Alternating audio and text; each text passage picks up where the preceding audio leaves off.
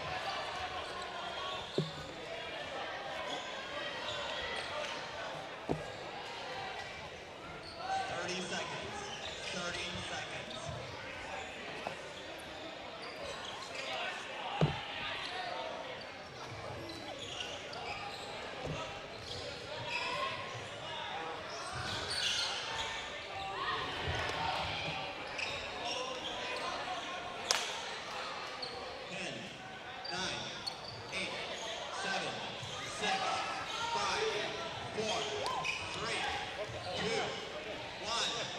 Stop.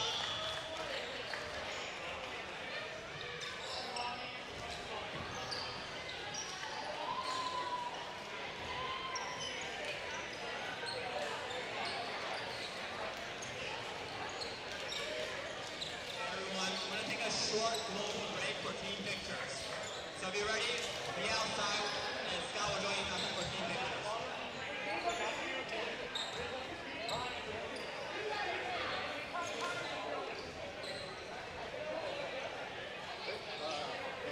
Please turn your score sheets, and if you haven't taken a team picture yet, come out for your team picture.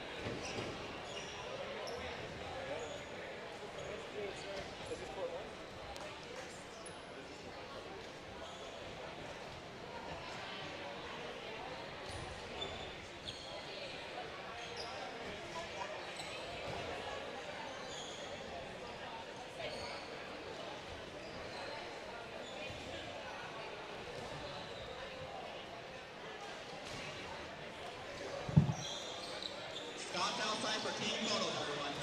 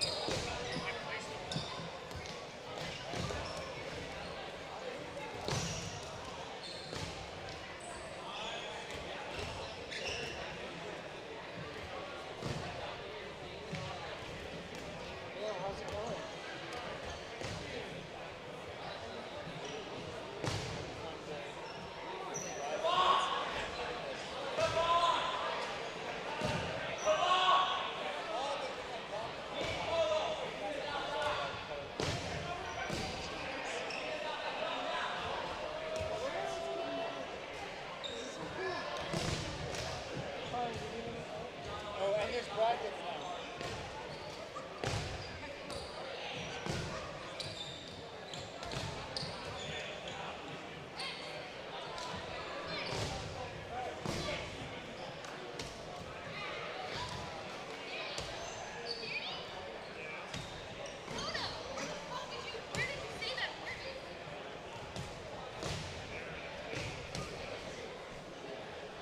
Alright, we're gonna get started.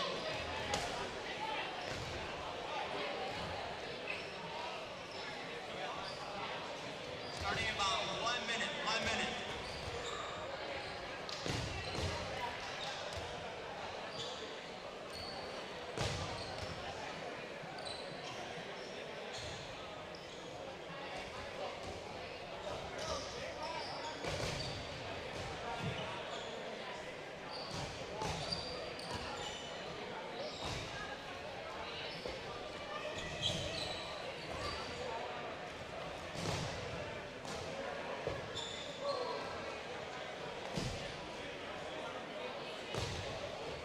The next round is starting in 1 minute. Please head to your courts.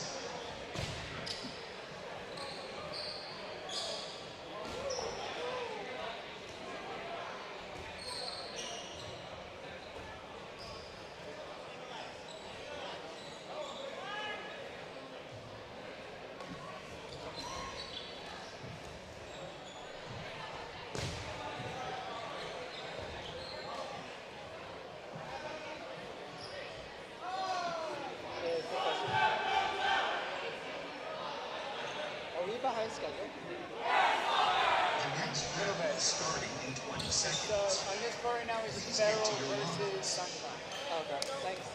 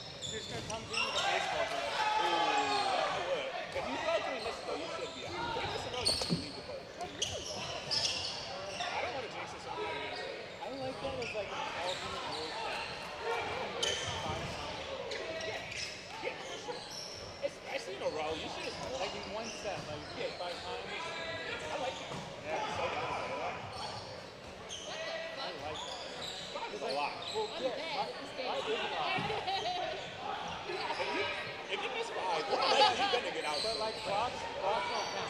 No, block hard. See, that one didn't count. I would have been out my last one with that guy. Ooh, you get hit at this set. Ooh, yeah. I like this. This is what I just said. It's like 3-minute timeout and 5 uses.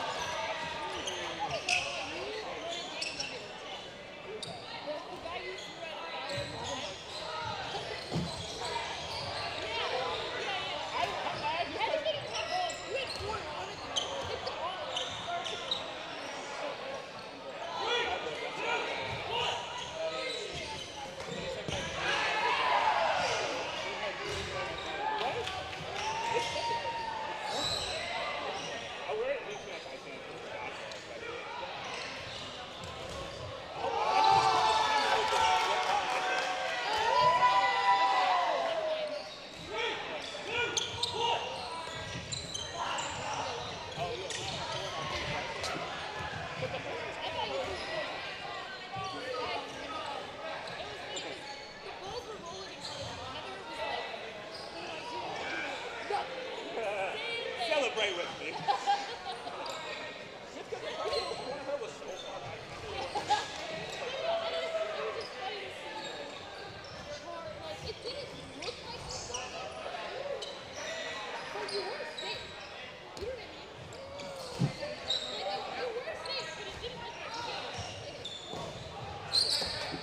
No consequence for me. No one knows me. I'm a free agent anyway. He's gonna kick me off with yeah, it was cool. I was good at this girl. Everyone kept me up. I just tried to throw around a little bit. You know, like, I thought I almost like jumped. It was like really good. I know. That's the shitty thing is like he does come up with like weird shitty 6 minutes remaining. If you were 6 minutes remaining.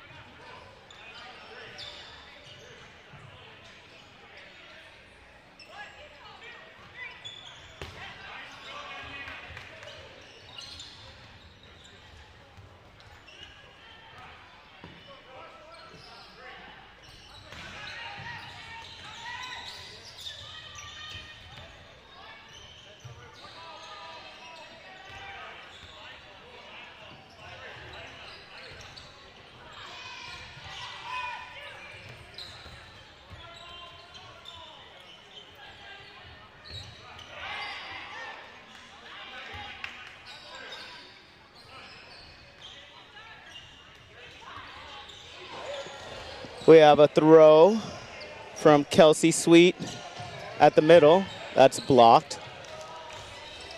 Got a 3v4 going on. Shot from the right side. That's missed. Shot taken by Luke Schuler, right corner. He misses. 2-ball defense for the near side.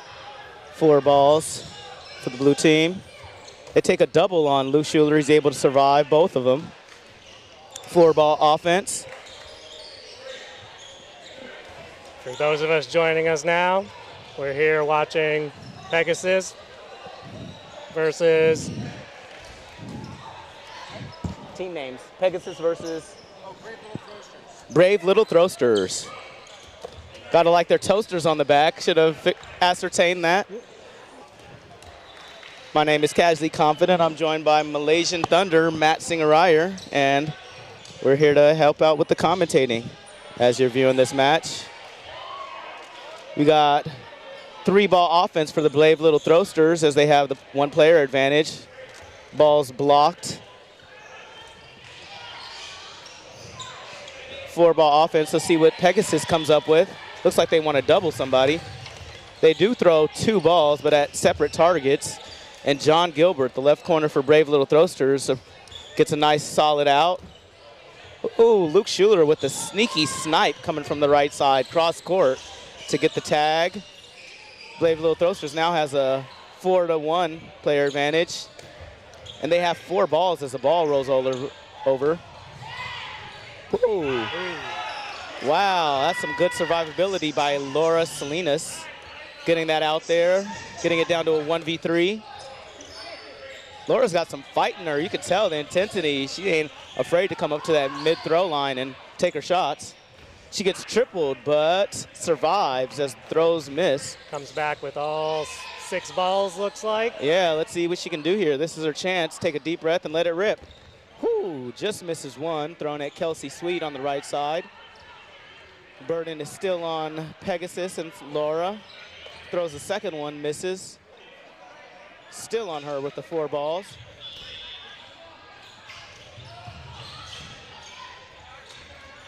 Misses high. John Gilbert tries to take a close shot, but misses. Laura with the fire back. We got a lot of misses right now. See if somebody can put it on target. Ooh, and there it goes. They go with a nice double from John Gilbert and Andrea Badger. And Andrea gets the hit to take the game for Little Brave Throwsters. Brave Little Throwsters, I am so sorry. Don't want to badger the team name now, do we? I was firmly put in my place, as should have been. And the rush is off. Karan Shri takes an early shot but misses, giving 4 balls to Brave Little Throwsters.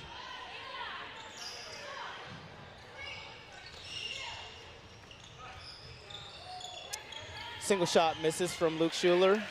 Puts 3-ball offense on Pegasus.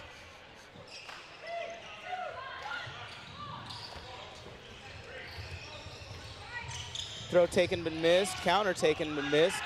Second throw does hit as Jada takes her out.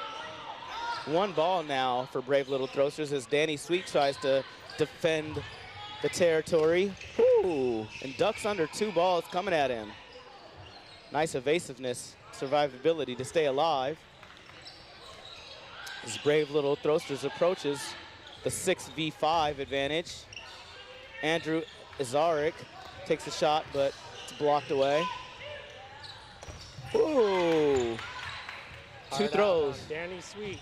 Yes, Karan Shri taking that hit. He gets countered afterwards, though. It's now a 5v4 player advantage for Brave Little Throwsters.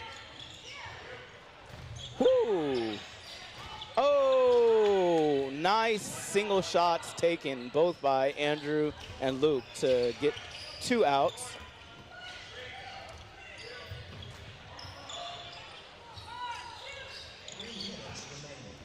Oh, uh-oh. That might be trouble for Pegasus right there. Yep. Oh, and we might have a player who isn't feeling so good after a cranium kind of conks the court right there. Looks like taking a hard dodge backwards. Yeah, that's a tough one. Hope that player is okay. Eat the mic.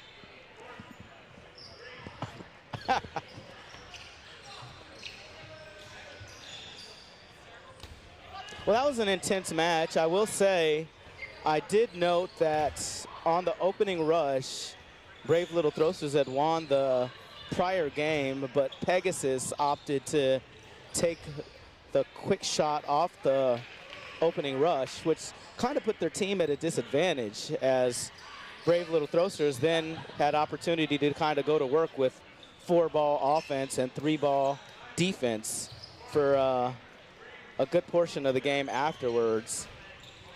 It's something you want to be kind of cognitive of as you start these games of if your team won the last match or not, which dictates whether you have burden or not. You have any takes, Matthew, or anything you saw? A lot of teams like to take that first throw off the rush, go for a quick kill. Whether you have burden or not, it's hard to decide. Well, let's see what they do here. Oh, they do the same thing, as Pegasus does take the early shot, but misses yet again, which again puts Brave Little Throwsters in that 4-ball offense scenario. If they throw 3-ball defense, let's see what happens. They do opt to throw a double, but do hit Karan Shri out of the middle. That guy is tall. He's like about 6'6". Yep. If the viewers can't see on the stream. Woo! And Kelsey Sweet with a solid catch. And the sweep. And gets another ball.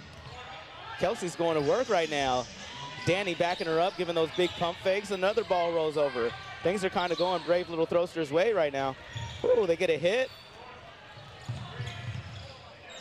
It's like they're down to 2 balls. 2 balls. They do have the 5v3 player advantage right now, though. A double is thrown at Danny Sweet. Both balls miss. Now they have 4 balls, 5 players. They're in the driver's seat. It's about 30 seconds left in the half. Ooh, they get a hit on the left side and a hit on the middle, making it a 5v1 now. Man, Laura, this is what, the 3rd game. She's been the last in. Very comfortable under pressure. And the catch. That'll send it to a no-block game as the game concluded before the halftime buzzer.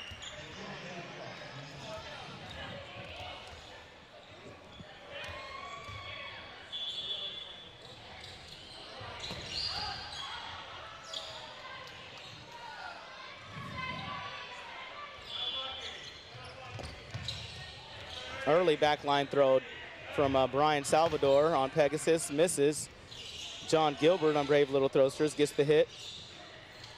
Ooh, Karan Street tagging Danny Sweet. He's had enough of his antics. Oh, Karan Street, but Luke Schuler with a catch to bring Danny Sweet back in. Coming out firing from the center. Ooh. Yeah, Danny tried to get his revenge shot back on Karan. Misses, though. Karan's coming for him again. Ooh. Instead, actually elects to go for targeting Emily Gilbert.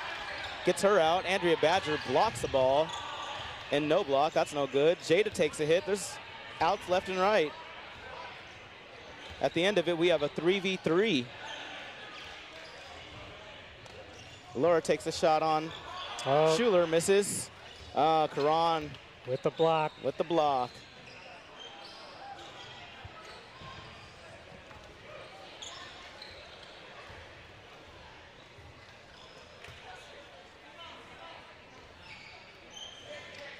Ooh, good hit by Laura to make it a 2v2. Let's see if Pegasus can grind this one out.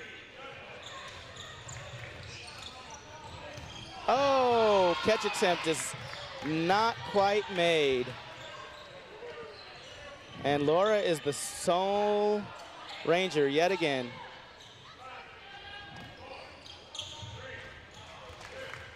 And that's it, as Brave Little Throwsters closes that one out. That's a very solid half for them.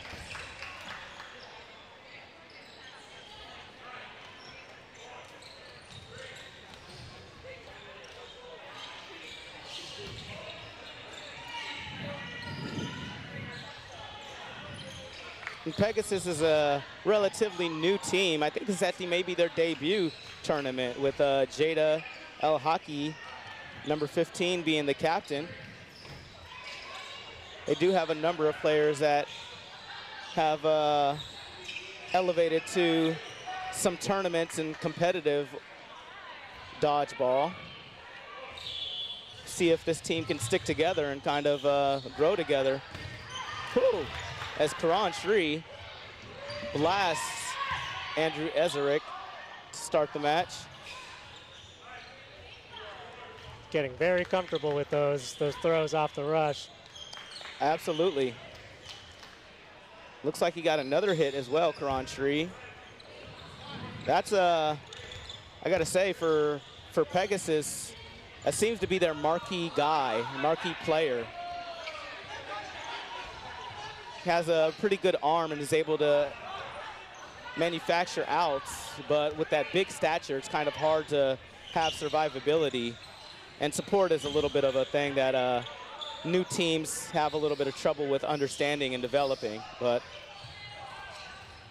as a ball comes onto the court to pause the match, we got 3-ball offense for Brave Little Throwsters, or excuse me, Pegasus.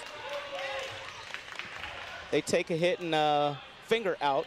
Finger block out is called by the refs. Ooh, the double on Karan Shri, and he takes his out. Ooh, John Gilbert blasting Brian Salvador, trying to sweep a ball near the midline. Kind of a risky play. Learn for it.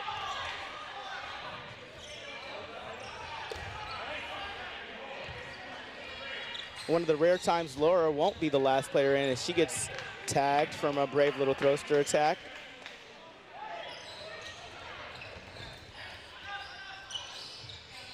And down goes Jada. Brave Little Throwsters, they got it clicking. What do you think is working for them right now, Mr. Thunder? I think pacing is definitely working in their favor right now. This is a team that's played together, I think, for years. Not necessarily in a competitive setting. Yeah, they do have at least a couple, maybe even a few TOC attendances, Tournament of Champions events under their belts. I remember playing against them in 2019, actually, before COVID. So, yeah, they've been around the block a few times. Definitely helps to play with team members and having that synergy. I agree. I think the pace has been good for them, and having coordinated attacks, you know, a little bit better communication, they're just kind of flowing. Ooh, the early throw works for Pegasus as Karan Shri, that guy, gets another hit on Danny Sweet. What do you think Danny's going to say when he sees this on film later? Oh, boy. I'm sure he'll be happy with the team win, though.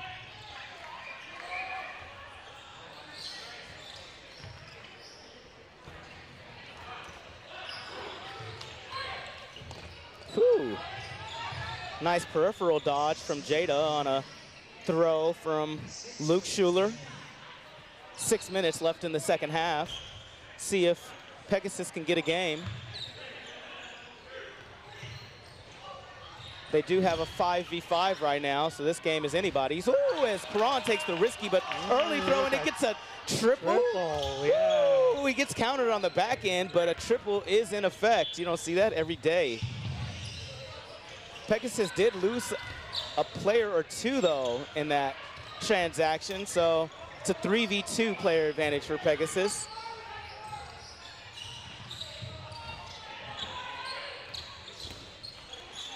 Got an exchange as Emily Gilbert gets out, as does, I believe, is that Davey for Pegasus? Correct.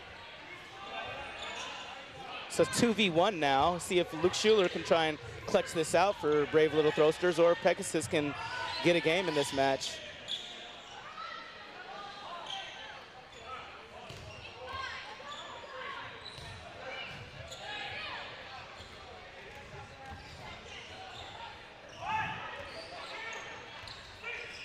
Oh, I think I recognize. Is that Pat Tran, the left corner?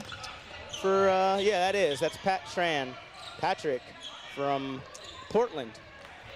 Left corner for Pegasus, going to work with Laura on the right. Ooh, Luke does get a shot on Laura. It's a 1v1 with Luke and Pat. See who can grind this one out. Pat with a nice dodge to the right. A nice dodge to the right, staying alive, charging. Here's his shot. Oh, off target though. Ooh, that was close. Luke does survive though. Little dodge to the right by Pat. Consistent. See if Luke can pick up on that and take a shot to his left, which would be a dodge to the right for Pat. See if he dodges into it.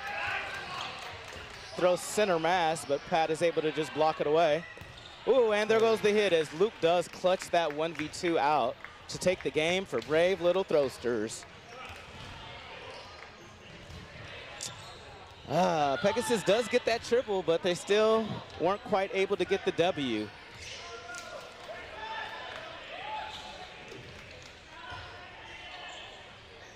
Yeah, if I'm Pegasus, I'm hoping to. I'm probably a little more conservative on this rush when they don't have to throw. It worked out for them last time. It did not work for them this time and hasn't the majority of the match as Karan, their big gun, they lose him and sacrifice one of their balls to the other team.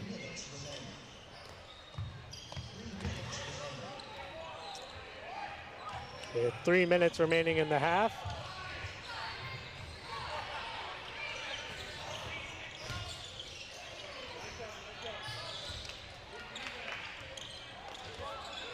And with the time being so low, typically a team should try and kind of go faster pace to try and catch up in the match. But at this point, I think the deficit is a little bit too large to where if I'm Pegasus, I'm just trying to kind of work on getting coordinated in the fundamentals so you can prep yourselves for trying to have a good run when it becomes bracket time or the last couple round robin matches that they have.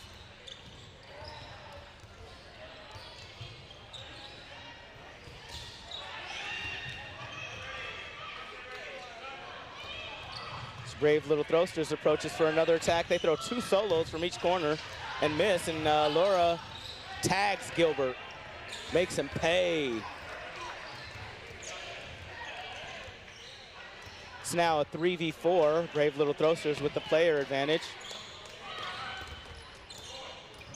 2 throws taken again, but Pegasus survives. And now here's a perfect time to get coordinated. You got 5 balls, let's go to work.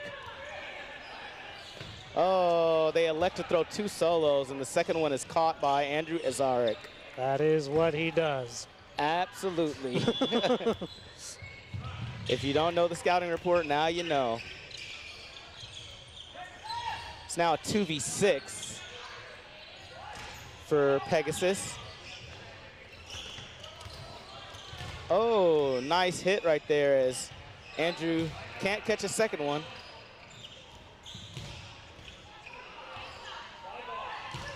Ooh, early shot taken from Danny Sweet to take out Laura. It's now a 1v4. The 60-second call comes up on the intercom.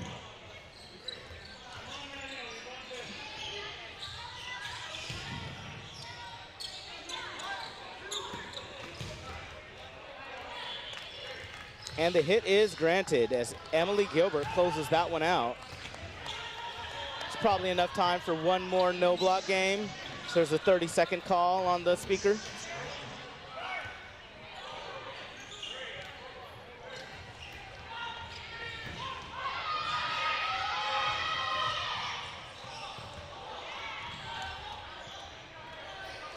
I'm just now noticing the player names on these jerseys. They're a little spicy.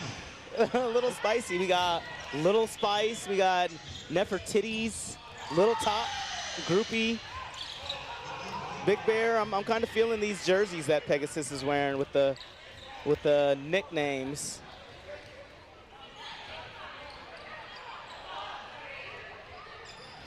There's a double is taken at Danny Sweet, and he does get tagged with one of them. Oh, but the catch is thrown to John Gilbert, bringing a player back in, and that would be Danny Sweet.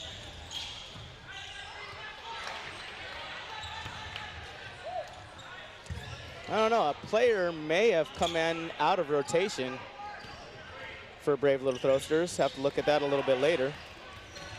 As Danny Sweet gets sacked yet again by Karan Shree.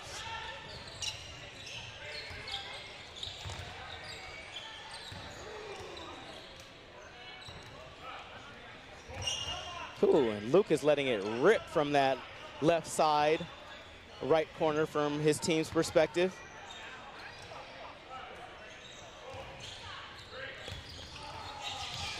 Oh, and Emily Gilbert swallows that throw from Karan. What a catch. It's a 4v3, player advantage for Brave Little Throwsters. Ooh, Andrea Badger almost gets the grab, but it does tag the ground. John Gilbert takes the shot, misses. Luke Schuler gets hit by Brian Salvador. It's a 3v2 advantage for Pegasus. Let's see if they can close it out. They do hit Emily Gilbert. It's a 3v1. Oh, Brian Salvador gets tagged by John Gilbert. See if Laura and Jada can pull it out. I think they can do it.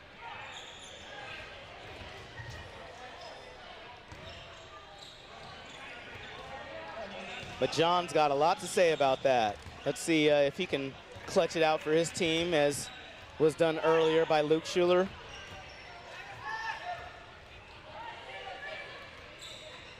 Oh, narrowly missing. Let's just get a solid double by Pegasus. That's what I'd like to see.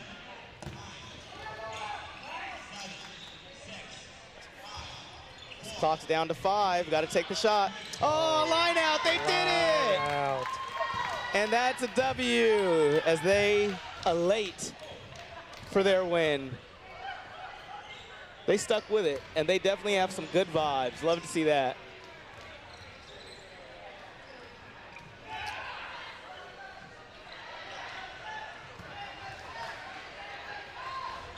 Well, my man, Malaysian Thunder. It's been an honor. It's been an honor. Thank you for having me. Man, anytime. Anytime. So Malaysian Thunder has a court assignments 10-2 in this tournament. I may or may not be sticking with y'all.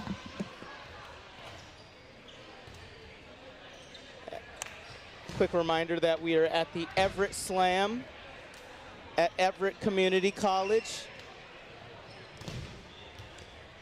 It's about 30 minutes north of Seattle, Washington.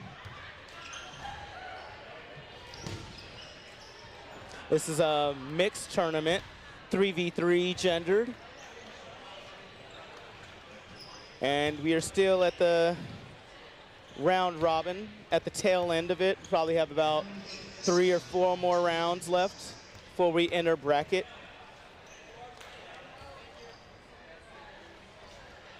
Slam tournament is hosted by Dodgeball Seattle. I believe this is the 4th, maybe the 5th Slam tournament that's occurred in about the last year and a half. So on average, it's been a quarterly tournament so far. Yeah. It's a super fun tournament. I've played in every single one of these and can say they have a nice mix of competitiveness and spirit. This is the first time that it's been a mixed tournament. Generally, it's been a open, or actually no, a men's division and a women's division, but this is the first time that the tournament has been a mixed tournament. There are 15 teams competing here today. At the end of round robin, there will be 8 teams that advance to the upper bracket, with the remaining 7 teams playing in the lower bracket.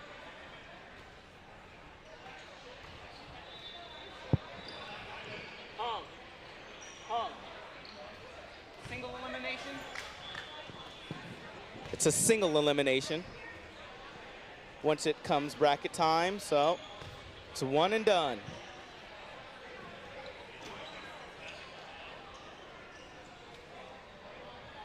We have a fair number of players and teams that come from Tacoma, Washington, Portland, Oregon, Vancouver, BC. I think we may have some Surrey, Canada in the house as well. Obviously a lot of Seattle players.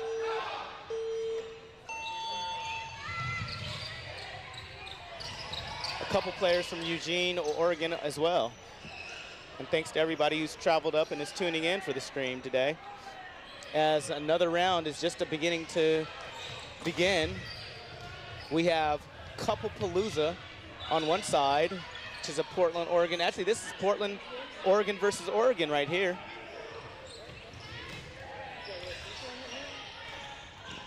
What's the Michael White team? Thank you.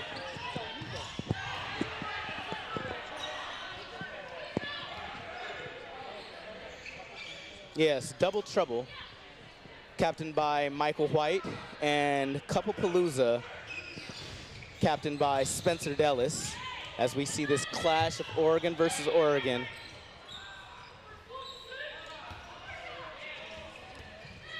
Couple-Palooza is probably a little bit of a favorite here, but there's definitely some strong talent on Double Trouble as well, led by Michael White. Got Junior Gutierrez, Kimberly Jensen, David Levitt as well.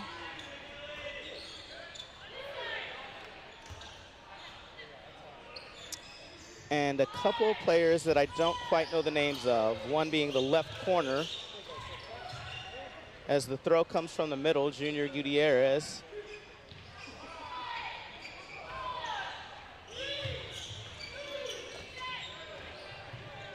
We have a 5v5 going on right now.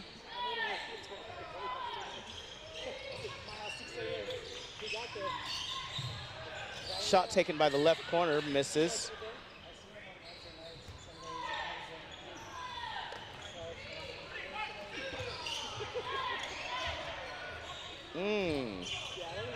Oh, nice sweep by David Levitt off the missed throw by Harley Nurchek.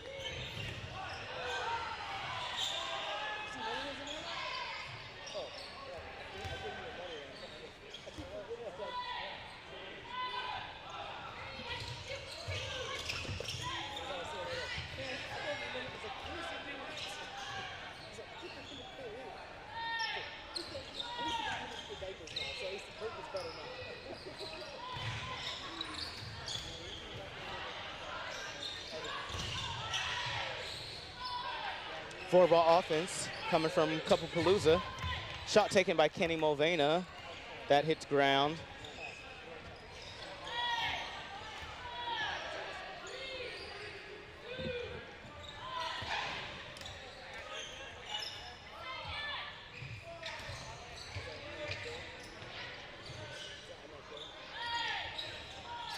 Woo! Masterful throw from Junior Gutierrez on the right side with the cross to tag Kenny Mulvena on his cuticles. Goodness sakes.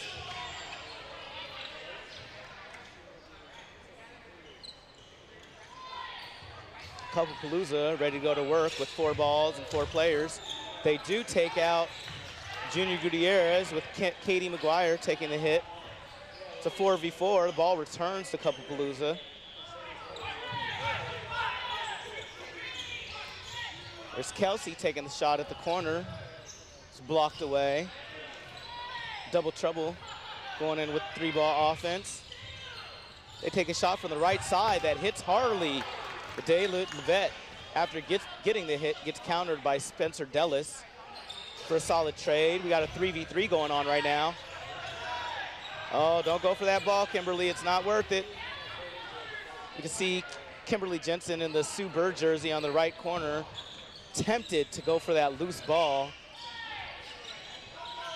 Finally concedes that the team will have to get it at a later time. It's a wise decision. There are now 4 balls on Double Trouble as they're able to get the ball now. That was loose. While we remain in this 3v3.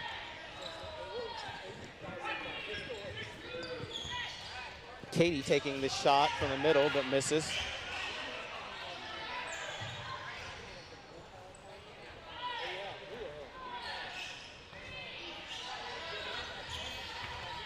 Ooh, 3 throws taken from Double Trouble, which was trouble for sure.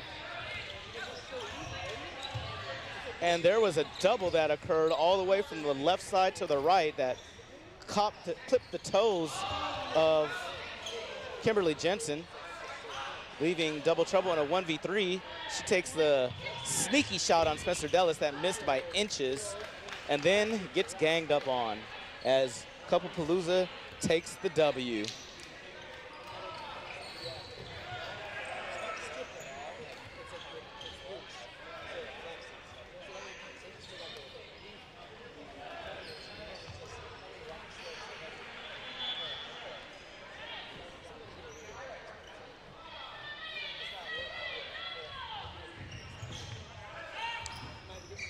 As Darcy steps onto the court for Double Trouble, his first appearance in this match. Gets an out right away, taking out Kelsey. Takes another shot, but misses. Woo, and gets a catch, but also gets tagged out. Let's see if the refs call it a catch and out or if the out occurred first before the catch. They do rule that it is a catch and an out. Darcy making an impact with his short time on the court. Ooh, as the ball gets thrown into the rafters from Double Trouble. Targeting Harley. Maybe anticipating he'll jump, but he doesn't, stays alive. Michael White with the cross court at Kenny Mulvana, but missing. As Couplepalooza will go to work with 4-ball offense once the ball can get put back on the court with their 4v5 player scenario.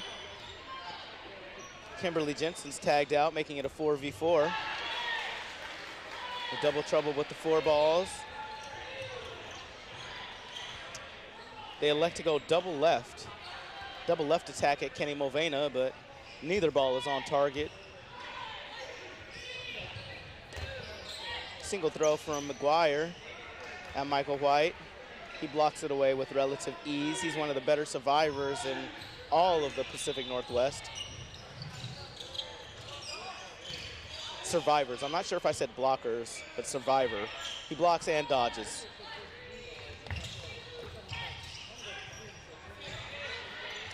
His left corner gets got on Double Trouble. Ooh, Michael White tags out Harley, but let's see. So ball came onto the court, but they ruled that that didn't affect the play. So now it's a 3v3. Ooh, a double at Michael White, and then a counter on Kenny Mulvana. Ooh, they rule that the counter is not valid as the refs have stepped onto the court to rule whether Michael White was hit out or not. I had a pretty good view, and I think it should be ruled a trap out. Oh, they do rule that it is safe, though. That's a decent consolation. Michael White's not out, but Kenny Mulvana's still on the court as the hit wasn't valid. So it remains a 3v3. Kenny takes the early shot on David Levette and gets him. Michael White tags out Katie. It's down to a 2v2. They're going back and forth, 1-for-1 throughout this entire match. See if one team can claim the final advantage.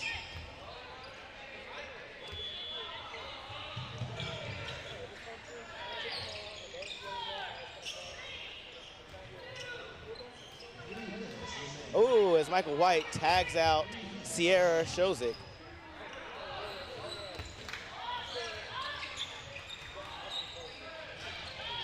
And they rule that Michael White tags out Kenny for the final out, as Double Trouble claims that game.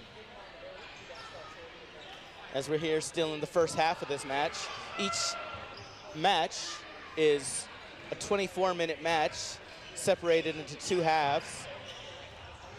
The first half ends, each half ends in a no-block game, with the first half no-block game clock continuing into the second half. So theoretically, the second half can begin with 10 minutes or less.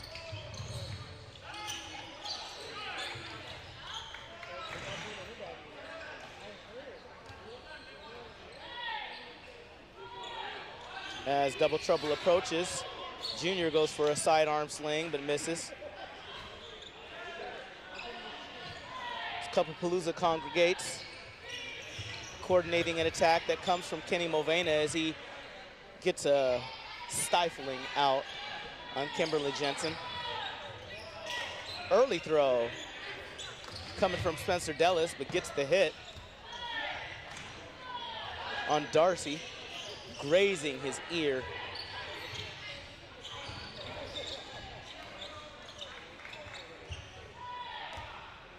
I expect a Harley throw from the middle right here. And there it is as he tags out Junior Gutierrez.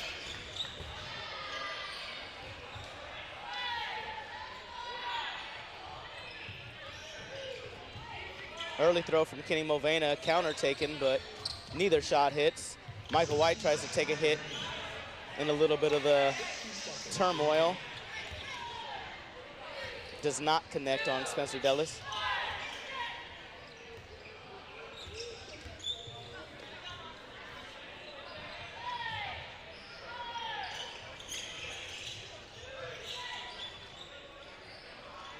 Miss taken from the middle. 3-ball offense for Cupapalooza.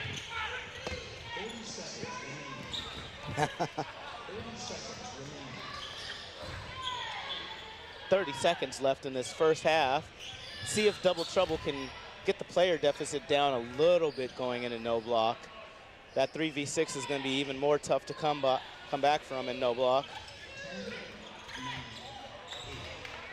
They lose another player, and there's 7 seconds left on the clock to see if they can do anything with it. No, not quite. They take one throw, but aren't able to get a hit. And now they're in a 2v6 situation.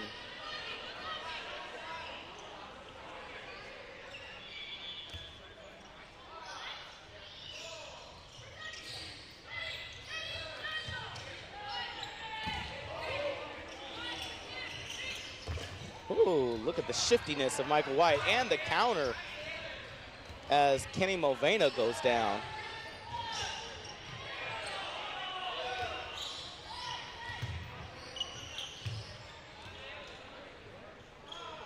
A 2v5.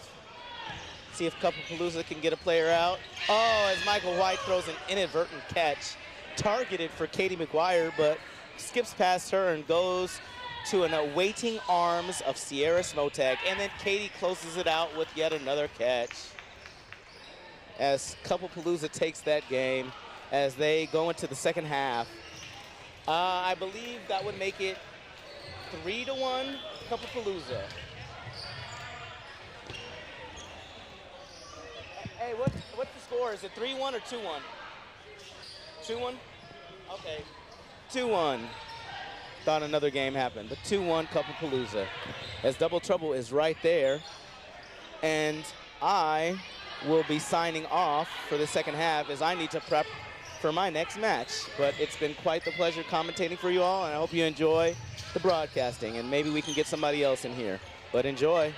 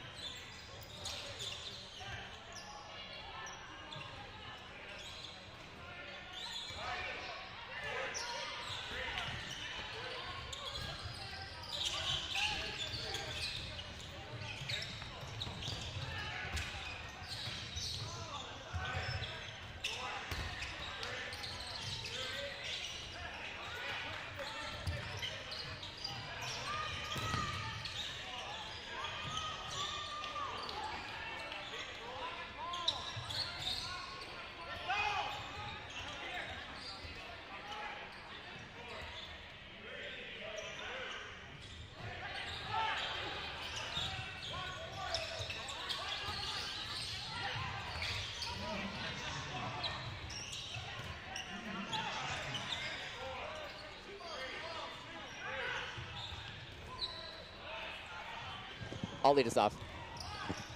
All right, this is Michael White and Brian Anderson coming in for commentary for the first time, at least my first time. Is this your first time? My first time as well. Sweet deal.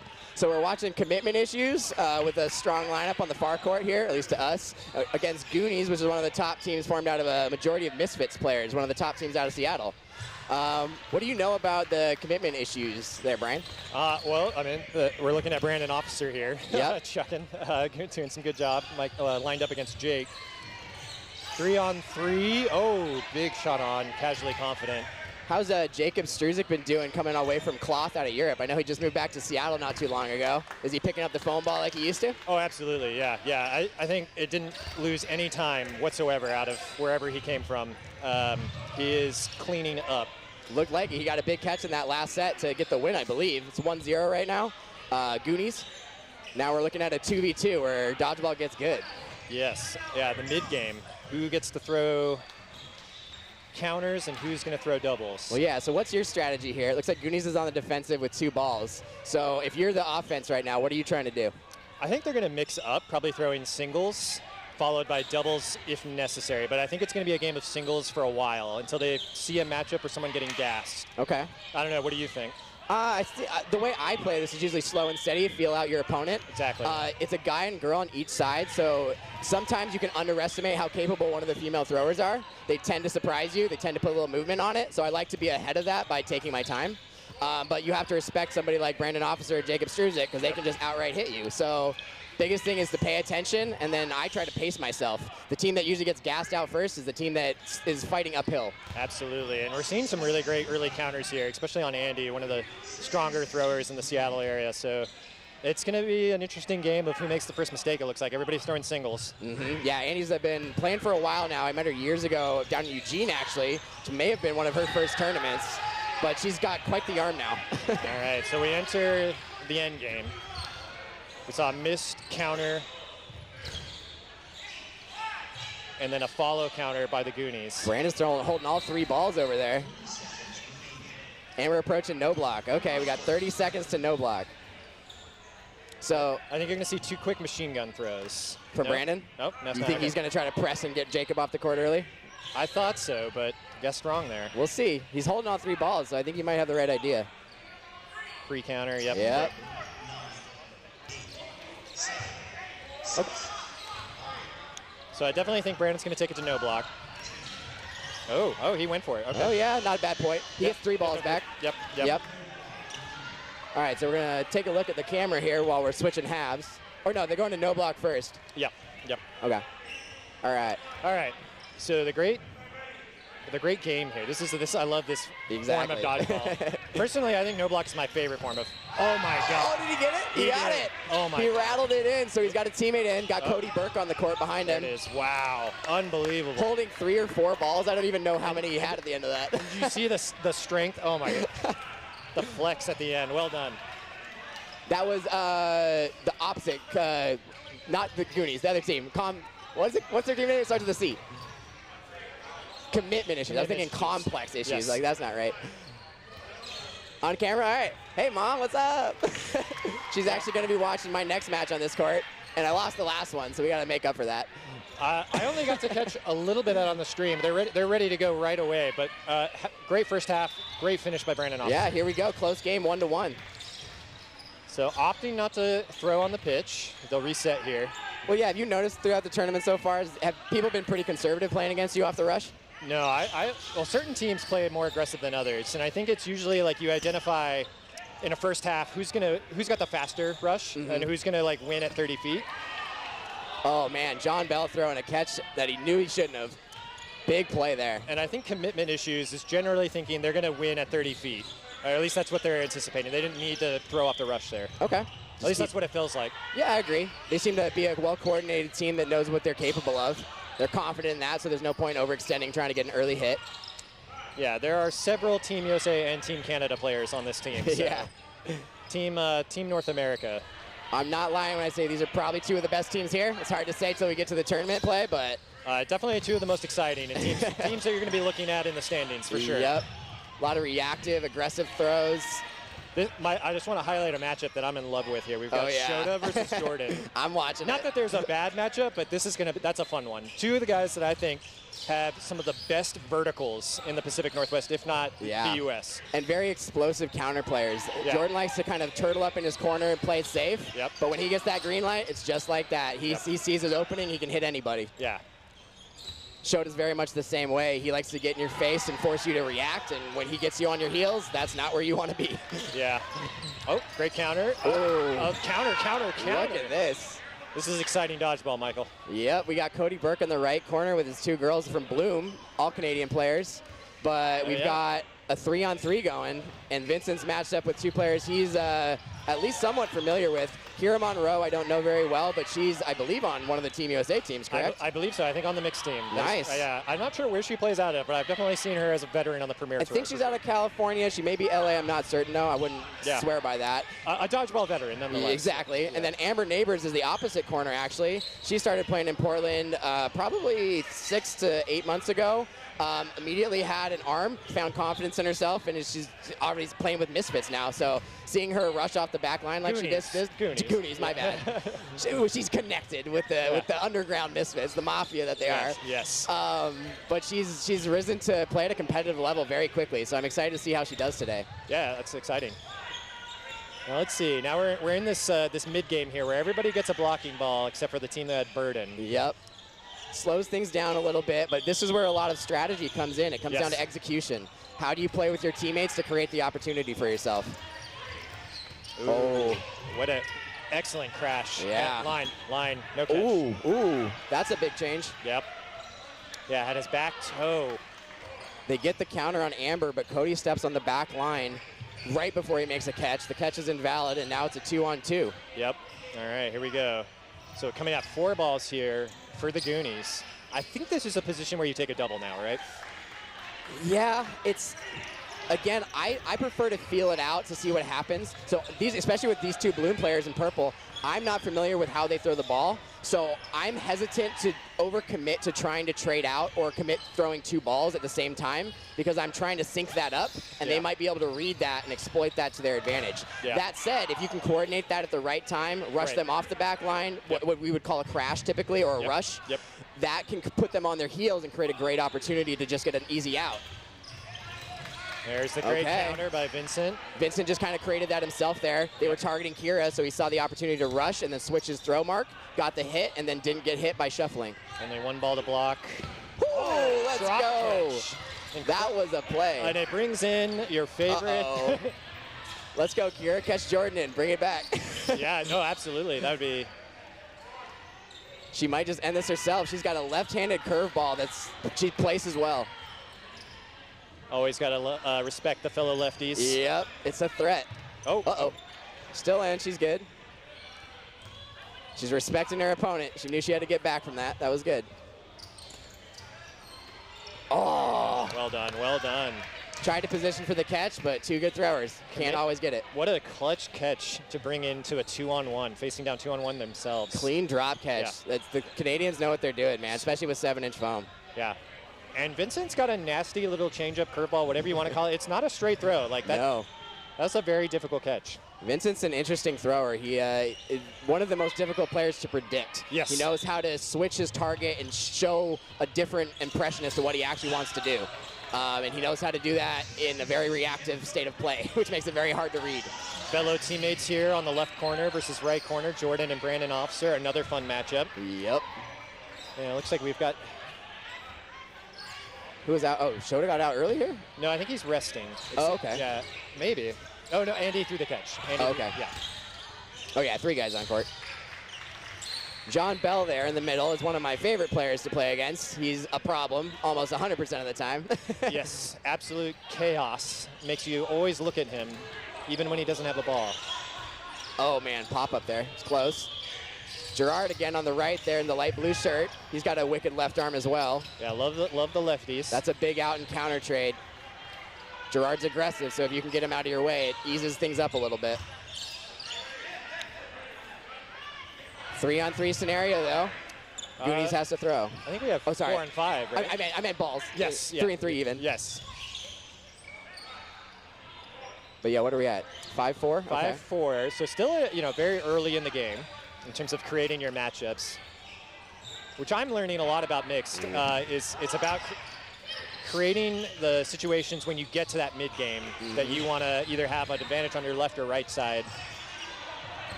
Exactly. And the ball rolls back. Ooh. Huge 4-ball play here, coming for commitment issues. Jordan being aggressive on the corner. That's good to see. Got a couple capable throwers looking at him right now, so he's got to make sure he doesn't just let him target his teammates. Yeah. The difference of sometimes how these balls roll, it's fascinating. Ooh, throwing some movement now. Good spot. Honest out. That was a very close hit. Yep. Oh, man. Okay, wow. Unfortunate situation there, it sounds like. A Shager tried to return the ball to play, but accidentally hit one of the players on the team they were returning the ball to. Great counter. It sounds like Cody in the face, and then the ball rolled back across the court. It's an unfortunate situation. We're still learning how to shag properly for everyone because the game is so fluid and reactive. So Cody got his counter, and then he followed up with another out. He's still sitting on 4 balls. Can he grind out the final 2 outs? This is what I love mixed for. 2 women versus a talented Canadian player. And if you are familiar with these 2 Seattle players here for Goonies, incredible catchers, both Stephanie and Denise. Absolute top tier catching. Yeah. So Cody's gonna have to be careful. Very much so. This is exactly the situation where I was talking about being careful and feeling out your opponent. It's very easy to underestimate either of these women, and if Cody overextends himself or relaxes too much, he can put himself in a situation where they can collectively hit him. Absolutely. Either individually or through teamwork. That ball could have gotten him low, but he's patient and finds the opportunity. He's got his 3rd out. Cody. And we go into a great one-on-one here. Yeah, this is what we live for. Look at that curve. He's trying to bend that ball. I saw that. It was like Beckham. Yep. And Steph's throwing it back at him. Let's see what happens here. Taking the risk. And here she's going to go for the catch. Woo! Yeah. Oh. Yep. Great play on the ball, but yeah. Yep, big commitment play there. Sometimes it's worth it just going for that catch. If that's your strength and that's what you're confident in, maybe that's the best play to make. Especially since Cody just threw, what, 5, 6 times in a row. Your arm feels it a little bit. Yep. Or at least your cardiovascular system does. Absolutely. All right. What is the score? I believe it's, what, 4-1 or 3-1 to counter back? Do we have a score, Bill? To commitment issues? 3-1. So playing with a lead here, but Shota doesn't care. We got just about 2 minutes left. Oh, a double hit on Shota and Andy. That's big. Goonies is trying to accelerate play because they're down 2 points. They need this win fast. And only 3 on the court, so this could be a play to climb back in here for the no block. If they can get this first win, the game will go to no block in the next set, which means they'll continue to a no block game, which gives them a chance to tie it up. If it ties up, they'll go into a sequential no block game for, I believe, 2 minutes. Maybe 3, I forget exactly. Might be different for bracket. I think that's only for bracket. I think it would just go to a draw. Okay. Yeah. Gotcha. If they end before the time, of course. Yeah, so the game would end in a tie, although even a tie, is there a tiebreaker for round robin? No, it just ends in a tie, yep. Interesting. So they're playing for the game points. This can come down to seeding. They're gonna have to win in the 2 minutes, yeah. Oh, and that's a huge hit. That's a one way to do it. They got a couple tough outs here, though. Yeah. Brandon Officer, and that's Mew. I don't know if that's her last name or a nickname. I'm hoping it's the Pokemon. I appreciate that.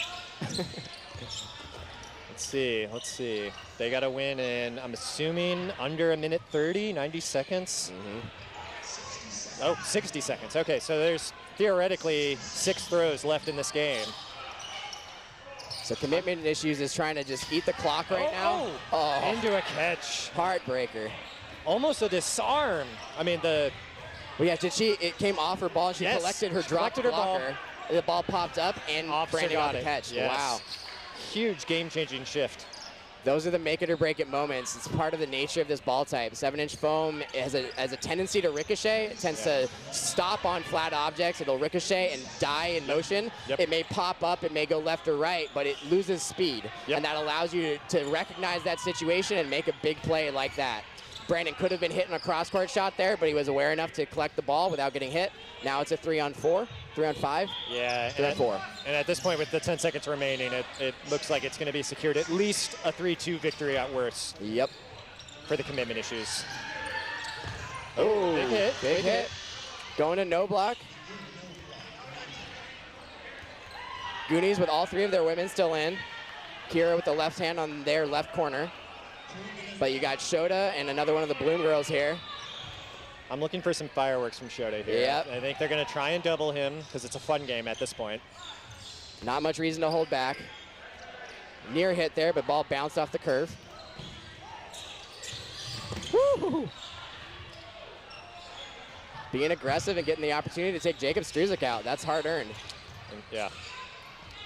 All right, all three women for Goonies. Got to hold this game out. And it is throw on Goonies because of the last throw.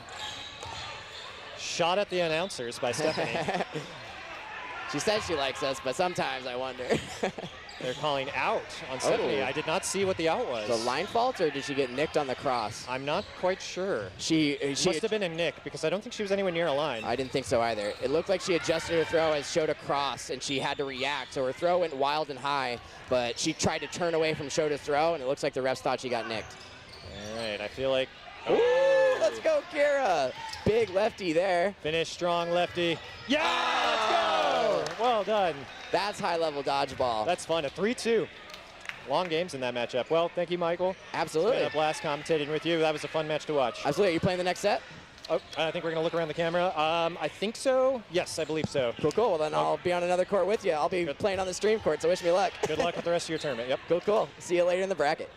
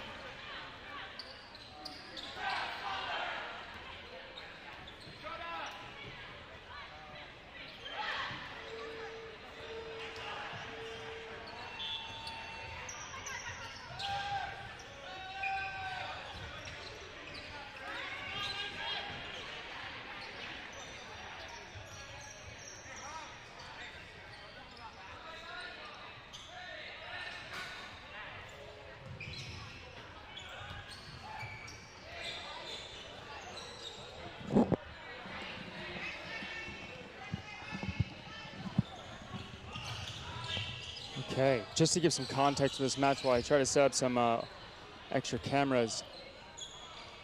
Fat Giraffes on the far side. There's 4 teams with 7 points. Fat Giraffes have 8. I haven't looked at all the matchups, but I think in order to be in control of their own destiny, they have to win here. Otherwise, they'll be pushed down to the lower bracket. Commitment issues, last I looked,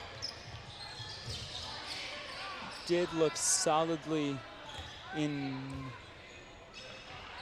I don't even know, yeah, you can't hear me, cool. Yeah, commitment issues don't need this win.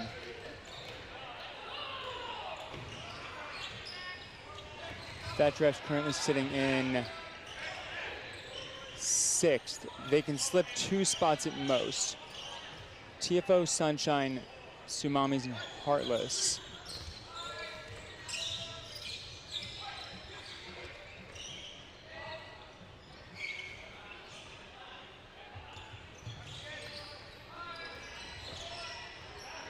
Okay, only 3 teams are can potentially take it. And commitment issues being the only undefeated team, Fat Giraffes have an uphill battle to prove.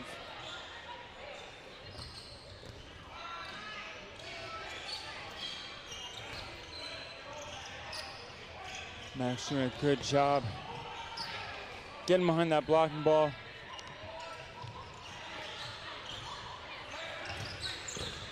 Good catch by Mew. Gonna bring back Officer. Koa rotate to the right corner. Andy Albert would lead the call in the middle. A lot of pump fake.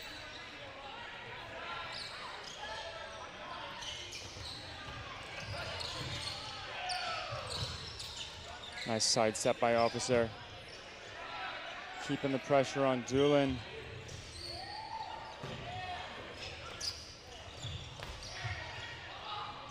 Pump fake, keeping everyone engaged. Shauna doing a great job of just blocking that shot from Ko. Doolin with his own sidestep now on Officer. Yes.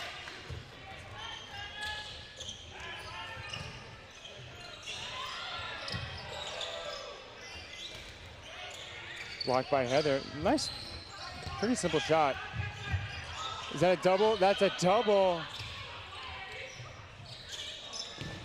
The Fat Giraffes getting a break there, especially on a play going down to 1 ball. Oh, but that's not a break. Heather with a sidestep, Shauna in. Shauna, a phenomenal catcher out of Dodgeball Seattle.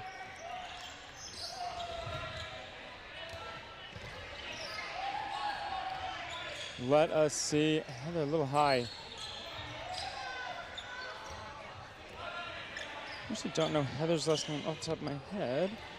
Let me make sure I get that.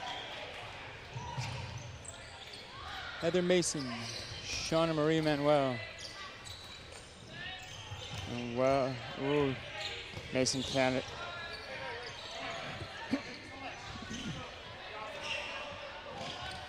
Ball in the commentary area. And commitment issues takes the first one.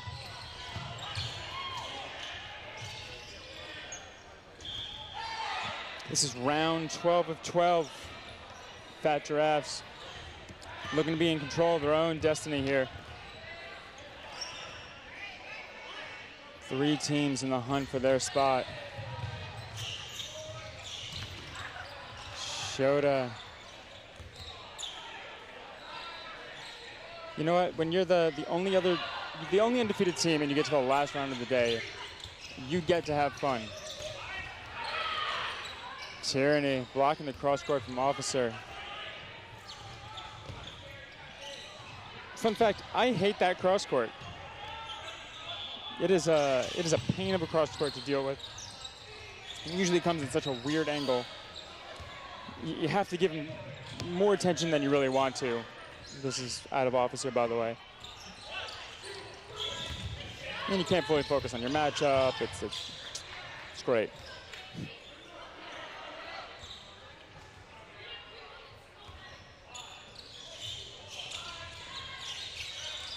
Tierney, a lot of pressure. Back to that side of commitment issues. Tierney fantastic about putting Paul with the shot. Colin doing a great job of taking Officer out in that cascade. I believe that's 5 apiece now.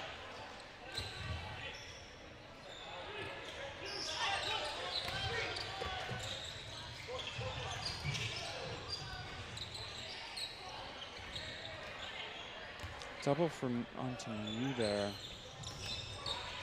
Tierney tapped out. Colin, lots of pressure. Mason follow.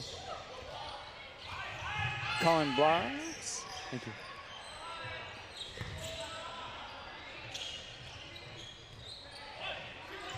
Reset with 4 ball. Colin tapped out 5 balls now for the side of Fat Giraffe.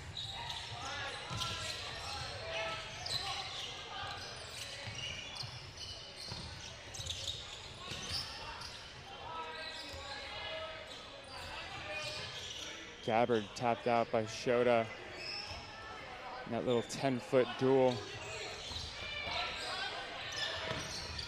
Mason looks for the exchange.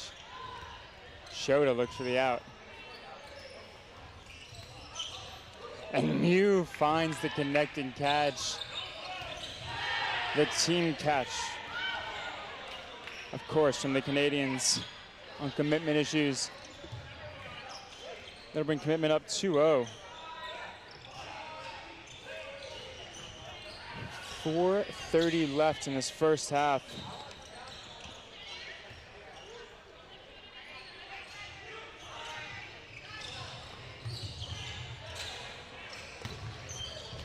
Ooh. Albert for Doolin. Doolin is such a fantastic arm and a fantastic ability to catch at close quarters and on the reaction. It's tough to lose him. Albert, at the same time, been playing fantastic in last-in opportunities. Getting her out early is a bit of a relief, especially if you're trying to come back from a 2-0. Mew gets under that one.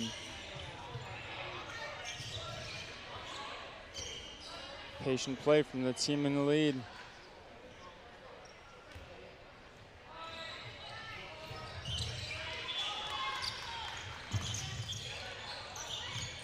A lot of pressure out of Colin.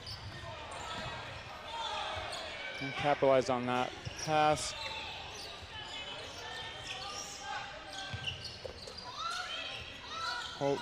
Wilkie? Am I pronouncing that right?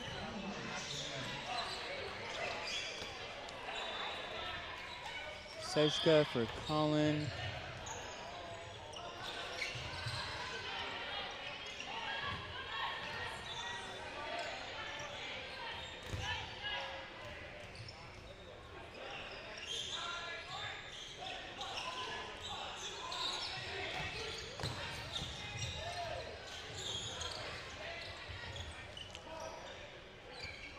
Barbara wide on that shot on Sejka. Cole to the block. Shauna looks for that catch. That is definitely one of her opportunities. I've seen her make that catch, and that one in back line ones in last-in opportunities.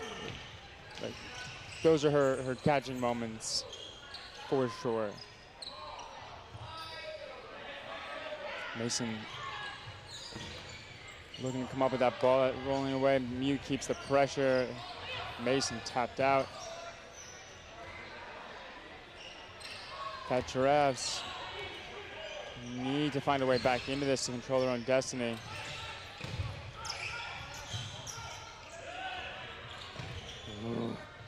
Sejka looks. Oh my God. Way to find that opportunity.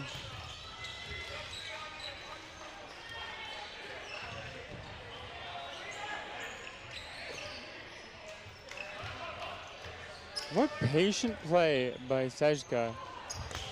Mew finds the 55-foot catch though.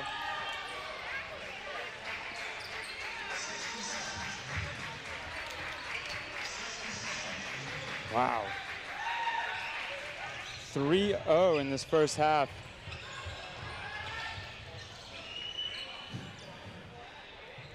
Commitment issues have found success in their commitment to the rush. Ko to Albert.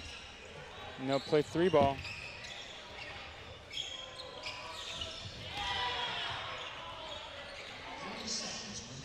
A lot of cross courts. Toward Cerny Mackey. Mason tapped out.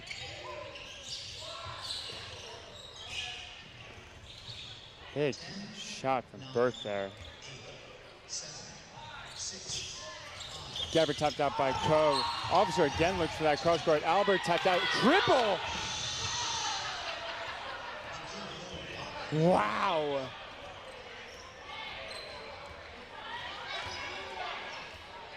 Still the combination of Officer and Mew. Mew, I think, with 2 or 3 catches now. I think 2 of them have been match winning. 3 of them?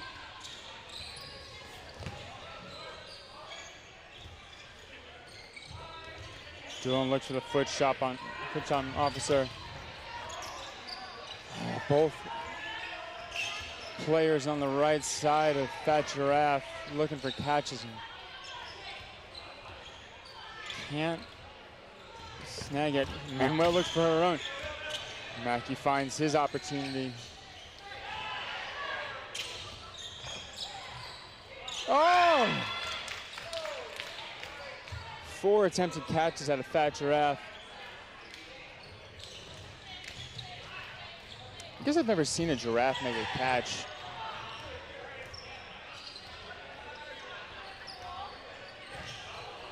Have you ever seen a giraffe make a catch?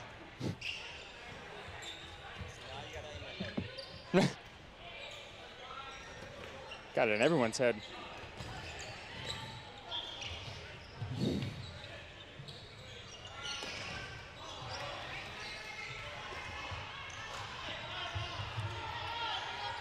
You're in the second half.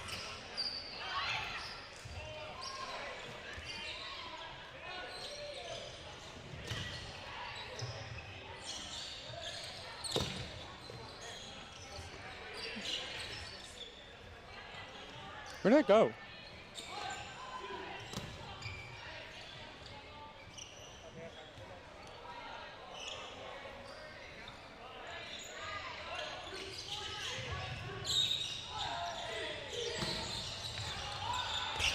Paul split in the side earlier. Mackey looks for Officer. Another cross court comes toward him from, there's a Barbaro.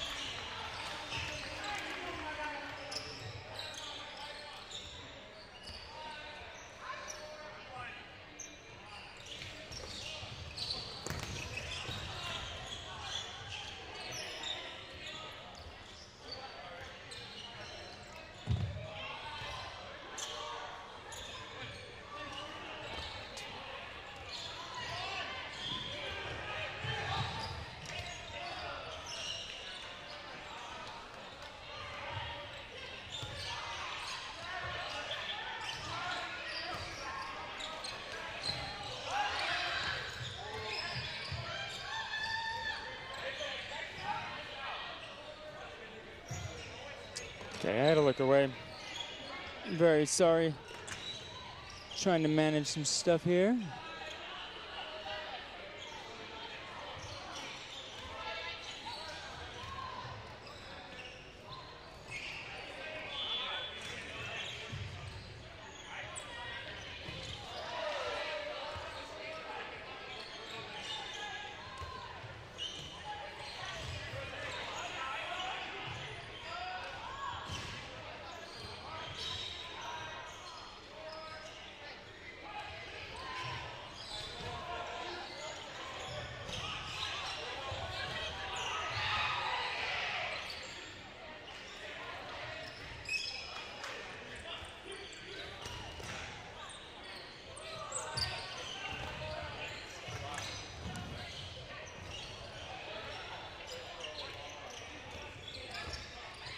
Okay, Fat Travs need to get back into this. I'm wondering what the Tsunami Mommies and the other two teams who are still in contention for that spot. Ko, Gabbard. A little back and forth there. The Officer taking advantage to get the out. Mason last in. Ko with a blocking charge. Oh, just slips through. Good attempt by Mason. I like the commitment too.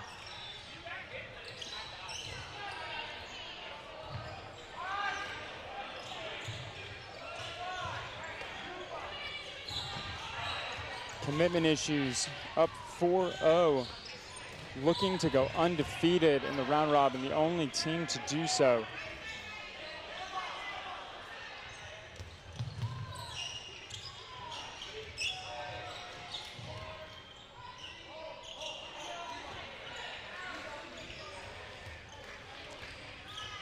Let's see how they play this out, Manuel. With the block.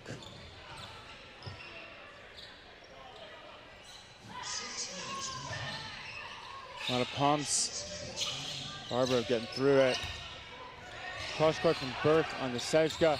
Shota follows it up. Good team effort. That's how you create opportunities and not just force them.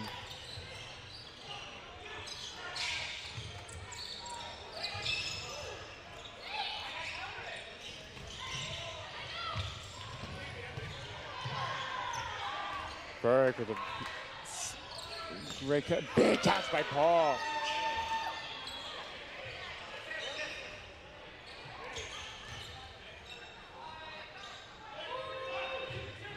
Sejka back in. The hands of Paul. Officer tapped out. A little 1-2.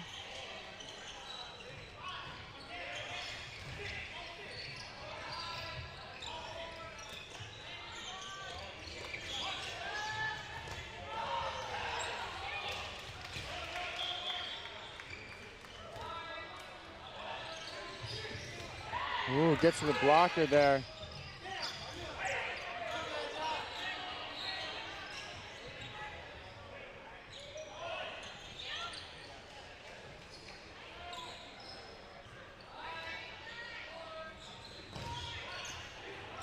Just about 4.5 minutes left. Fat Refs can only hope to at least improve their point difference.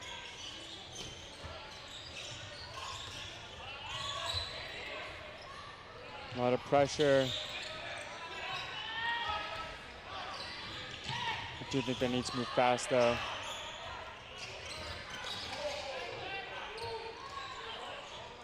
Fortunately, we're not using the scoreboard, so it's hard to tell the scores on the other courts.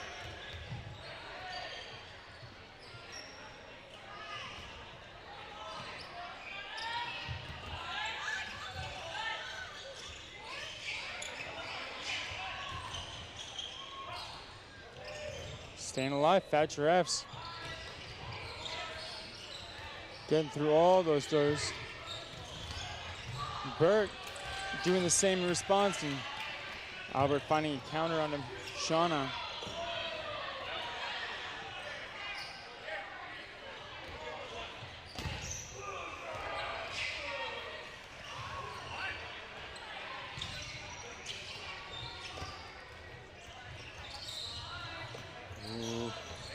Lots of back and forth in this cascade, nothing connecting.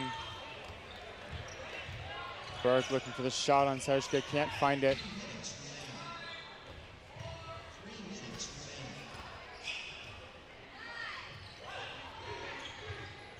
Pump fake, Albert keeps the feet moving.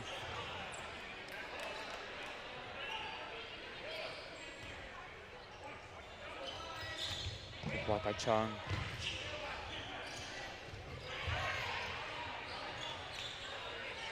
A lot of pressure, keeping the tension, not creating their own tension and getting scared by it. A little crossing the stream there. Can't do that to a giraffe. Looks for the foot, doesn't get the foot.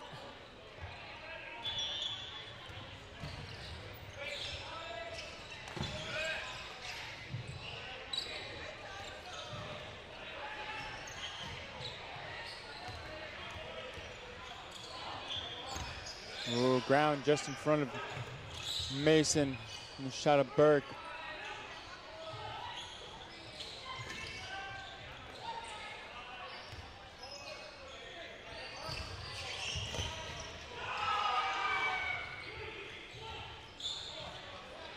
Don't know what happened there.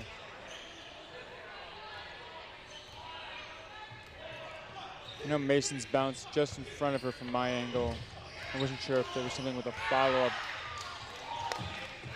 A lot of tail on that shot. Albert taken out.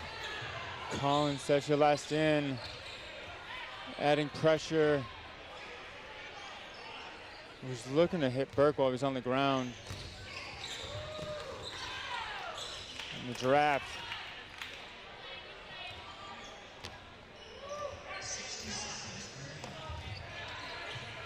Down 5-0. It's a tall order for a tall animal. I am making giraffe puns and no one can stop me. I think we're going straight into no. Are we going no block straight? No, we're doing rush.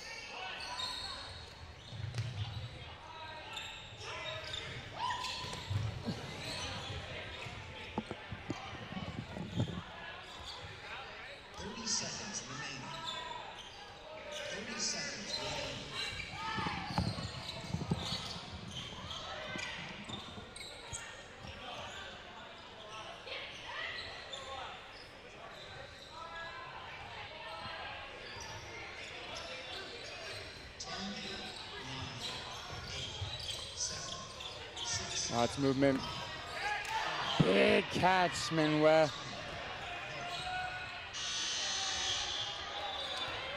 Every point matters when everything is as close as it is.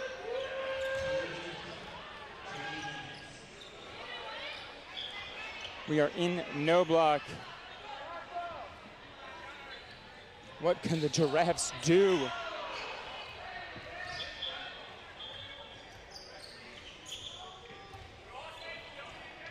After this, we have a break while we get the bracket together. Ooh. A lot of curve. There's the hands of Max doing. A lot of sidestepping. The giraffes are prancing.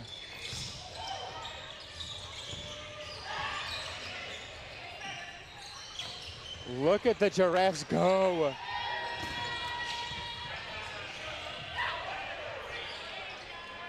That's a big win. That might make the difference. Commitment Issues comes out undefeated in the round robin. Fat Giraffes on the precipice of both brackets. They'll leave the court with suspense. And the only thing that can satisfy that suspense is math. Take that.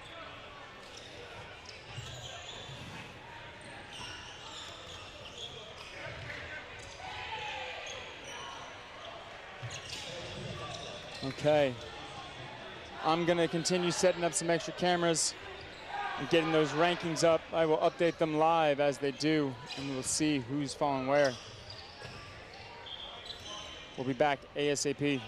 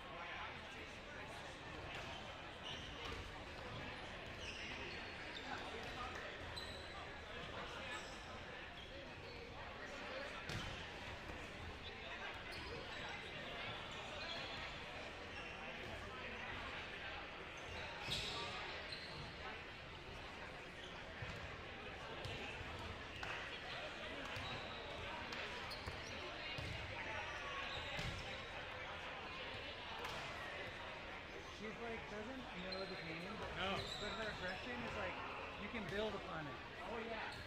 She's out.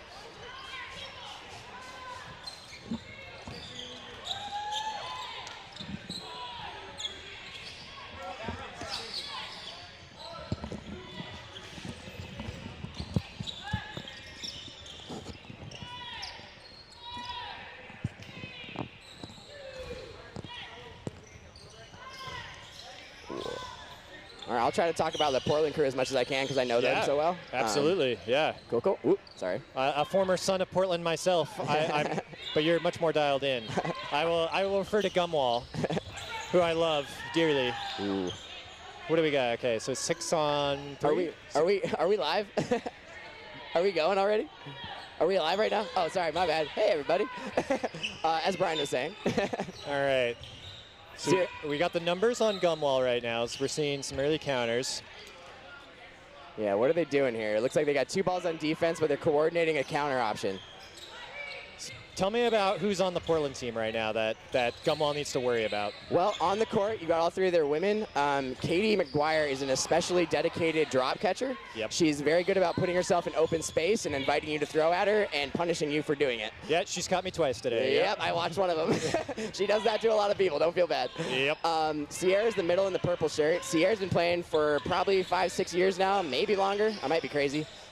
She's a pretty poised counter player. She's pretty reserved with her teammates, but when she sees the opportunity, she knows how to execute. So she's very good about defensive coverage. Similar to her teammate to her right as she just got hit there. Yeah, beautiful setup by Lukas yeah. that Daniel just punished. Yeah, they're doing that on purpose, you can tell. Yeah, great setups, yep. That shot Lucas just threw was at Kelsey Hilsentegger, Cherrick, I believe. It's a hyphenated last name for her and Harley, her husband. Okay. Harley's standing in the backcourt back there. Kelsey is a defensive-oriented player. She's very good about covering her teammates, taking space, irritating opponents, making sure that they don't feel comfortable throwing at her teammates. Yep. And she's a pretty instinctive athlete, I would say. She knows how to catch when the ball comes at her, and she knows how to throw and hit somebody when she has the opportunity. So she does all those things. Great counters all around, but we did see her go down from, I think, a cross court from Mark Sweetcall. So now we have the legendary drop catcher herself. Let's see if she can make a play on the ball here. She had an excellent run when she was playing at TOC with the Rainbows this last time around. She had some huge plays. Yeah. I would not be surprised to see her open that up with some 7-inch right now. Yep, I agree. Ooh. And they're afraid to throw at her, you can tell. And she's so patient, too. She's not reaching. Yep. Yeah, she's waiting for the mistake. She's also pretty calculated about how she counters. She doesn't throw overly aggressive, but she will take shots to make sure that the team has to respect it. Here's the rush down, yeah. Oh, I thought she got it. I couldn't see. Lukas with the finish. First point to Gumwall. Yep. It's a strong opener. They got all the guys out first, so we'll see if that holds true for the second set here. Yep. I think Spencer got out pretty early trying to go for a catch, so that it might have been a little fortunate, but we'll see. Yep. Let's see, while we're talking about the Portland team, now that all the guys are back on the court, or 3 of them, I guess all of them, Kyle Socha was actually supposed to play with this team. That's Sierra's husband. Oh, okay. Unfortunately, he couldn't make it. I'm guessing due to work. I haven't actually asked. But they got their right corner, Kenny Mulvaney, stepped in for him. They're pretty much best friends, so he's an easy go-to for this team. They have a lot of experience playing together. Yep. Kenny has a baseball background. He's currently pitching in a 30-and-up league with the Portland Pilots. Wow. He's an exceptional thrower. He knows how to curve the ball. He knows how to throw straight and hard. Yeah. 7-inch isn't a ball he plays very often, but he knows how to translate to most any ball type. He just knows how to throw a ball. I was going to say, I've seen him a lot in no sting, and I am amazed by the movement he puts on his balls. It's pretty, and the speed. Yep. He's a very aggressive player, but he's learned to temper that. He knows how to be in someone's space and in their face and wait for the opportunity. It makes him a very difficult player to square off in front of. So Lou's got a challenge over there. Another great setup. They're just looking at Lou. Yep. And then they're coming from the right side. Gumwall's definitely executing extremely well as a team right now. It certainly helps when you have someone as a ferocious thrower as Lukas pump faking you. And there we go. Spencer answers back. My personal nemesis over here on the right for Gumwall is Mark Sweetcall. Oh. I love the guy, and I fucking hate him every time I play him. He is by far one of the most accurate throwers. And just sharp. The guy knows how to step into his throw and place that ball, and he doesn't give you much of a window to throw back at him. Yep. I was telling my team earlier today while we were playing him, I don't want you throwing square at him because he's too difficult of an out. Yep. I want us to pressure him, invite him to throw, and throw across. Yep. But the trick to that is you have to do it extremely fast. You have to do it at the right time. Otherwise, that opportunity's gone. Yeah. So you got to do what you can, and that's all you can really do against Mark, especially with Lukas next to him. And any one of these women. So look at this. We're back in the exact same situation we were in. Let's see how Gumwall approaches and if there was an adjustment from the Portland team side. Kelsey's doing a great job of surviving in front of Lukasz. She's lifting her legs and sliding ever so slightly to the slide in the air, and it's causing him to just graze and miss. There's that defensive pressure from Kelsey. Yeah, giving Lukasz problems. She's not letting him rush on the counter. Yep. And holding him there. She's tenacious. She knows what she's doing. Okay. Oh, same shot on Sierra. The challenge that the women are having right now, in my eyes, is that they're struggling to retreat after they commit to a throw. And it's difficult because Gumwall is doing that intentionally. They're rushing and collapsing their retreat effectively. Sierra's getting stuck because she's being left in the middle on her own as she's being rushed, and they're getting a free shot out of that. It's not free per se, but it's the easiest shot they're going to get. And Lukasz takes a 1-2 punch. 2-0 Gumwall. All right, let's see if they can make an adjustment here. The guys have to do something about survivability. Yep. My answer to that is defense is a team, but this is a tough team to play defense against, so we'll see what they do. Yeah, okay, and Lukasz is off. They've actually switched positions on the corners for... I see Kenny in the left now, yeah. Yep, couple Palooza. I'm guessing that's because Kenny doesn't like the matchup in front of Lukasz, but now Mark is now on the left, so things have changed for both teams. Yeah, Lukasz is taking, it looks like a water break. Great dodge. You said that was Harley? Harley in the middle, yes. Yeah. Yeah, I haven't talked about Harley yet. Some of you might know Spencer. He's an old Seattle player. He moved to Portland, I think 2 years ago when Casey was going to grad school, or Katie was going to grad school at Lewis and Clark College. Yep. Former Fortune player, I believe. Yep, former Fortune player. He really only detached because of the distance. Yep. He was kind of stuck not being able to be a primary player just because he wasn't a local player anymore. Right. Yeah. Sorry, what? It's 2-0, I believe, Gumwall. 2-0 Gumwall. Spencer, yeah, go ahead. Oh, I was going to say, another accurate, great shot drill by Mark Sweetgall. Spencer staying alive. That's one of Spencer's strengths. He's extremely survivable for how tall and lanky he is. He knows how to get low, get small, uses blocking ball, and he doesn't slack on pressuring. So he's a difficult opponent. Yeah, he's kind of my idol. I have a similar build, and I wish I could be like that. I'd say you're pretty damn close. You have your lefty on your side too, so I wouldn't sell yourself short. I was about to talk about Harley there. Yeah, oh yeah, go ahead. Harley is what we used to call young Lukasz. So for those of you that know what Lukasz is like, Harley's pretty much like that, just the younger, less experienced version of it. Harley started playing at OSU along with Kelsey, his wife. They were a couple years behind me. That's where I started playing too. And he just knows how to whip a ball, man. He's got that same lanky, athletic build that Lou has, and he's got a natural catching instinct that he's developed over the years into what it is now. I love playing with the guy just for the fact that all I have to do is kind of protect him a little bit and let him do things. Let him cook. He just creates opportunities to catch. He knows when to throw, and as long as he doesn't give up too many balls, he's just a great player to have on your team.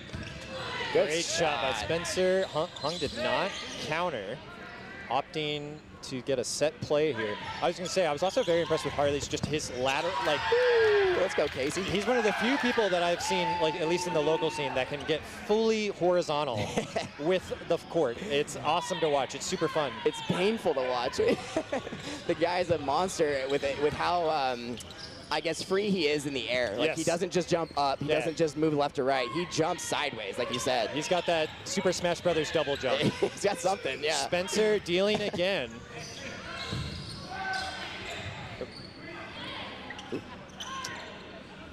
Yeah, Spencer's anchoring on their corner right now, and he's keeping Kenny alive so that Kenny can work too. Ray gets hit. Spencer is countered and out. Or did he get a line out? I wasn't sure. But I'm not sure what happened there. I think he threw a counter. I don't know if he got countered back. Now we're looking at a good 4-on-3 here. Ooh. Stay in. Oh, no. She tried to grab him by the pants. It was so close. That's something you don't see too often, just the slow tombstone of death. That was, I thought he was going to be all right, but he looked down. Too much momentum, yeah, too much momentum. It's tough to know what to do in that moment. I'm sure there's something we should do, but it's really hard to realize it when you're leaning over like that. Yeah, Casey Bisted with a patented side dodge. Ooh, great hit. Look at that throw. Can you tell me anything about her? Is that Bella? Is that her name? I'm actually not too familiar with this player. I've met her before. I know she plays a lot with Justin Pott, who's also an exceptional player. Oh, yes. I haven't seen her throw a ball like that, though. That was impressive. Yep. All right, let's see what we got here. Going for the drop catch, yeah. Excellent teamwork. 3-0 to the Gumwall.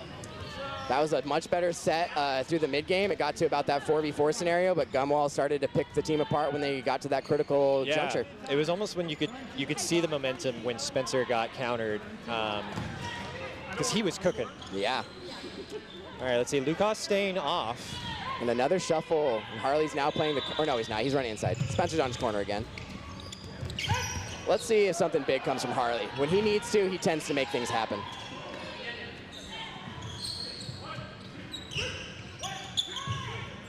There it is, yep. Good whip. Yep. There you go, Kenny. Great. That's that aggression I was talking about. Kenny's not afraid to throw. If you look away from him or you commit to a counter, you better be ready for that ball to come back at you. Yeah, the adjective I would use to describe him is just violent. Yeah. It's just like every motion looks violent. He's got a look in his eye, and it's not a nice one. Yeah.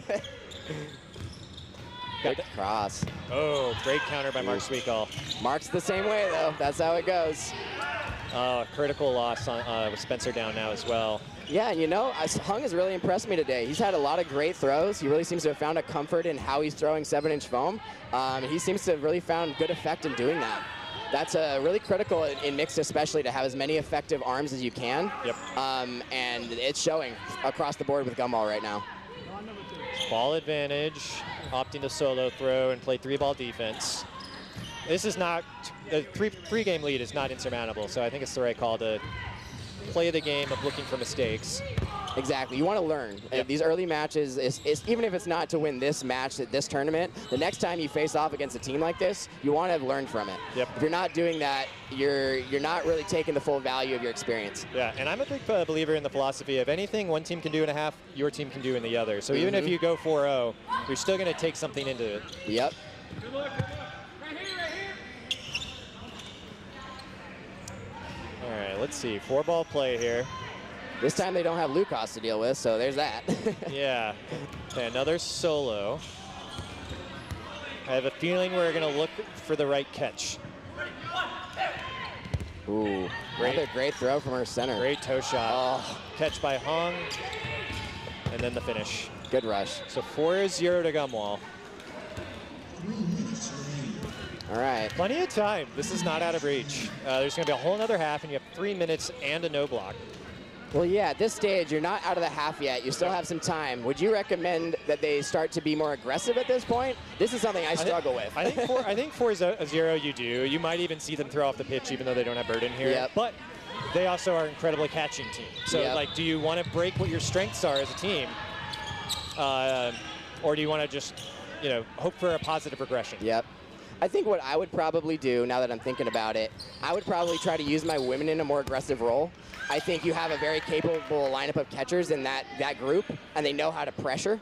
If you can exploit that to your favor and invite throws from players that would be a valuable catch, I think that could be a critical swing, especially since we've seen that a couple Paloozas struggling to keep their guys on the court. It's come down to all 3 women at least 3 of these games. Yep. I think you can get more effect out of your women early in the match and allow your men to do something else. Yeah, great counter by Spencer to eliminate Mark Sweetall. One of the big arms on Gumwall, and he stays alive on a double.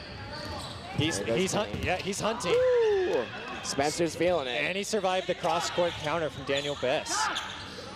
And that exactly there is what I value about an intelligent dodgeball player. As hot as Spencer is right now, he stopped and recognized that it was time for him to recommunicate with his team. He is more than hot. He is in fuego. He's He's in fire. He's on fire. He's on fire. Yeah. He's already heating up. Now he's on fire. I think that's 3 straight kills. And now they're using the rest of their team to have effect. This is good.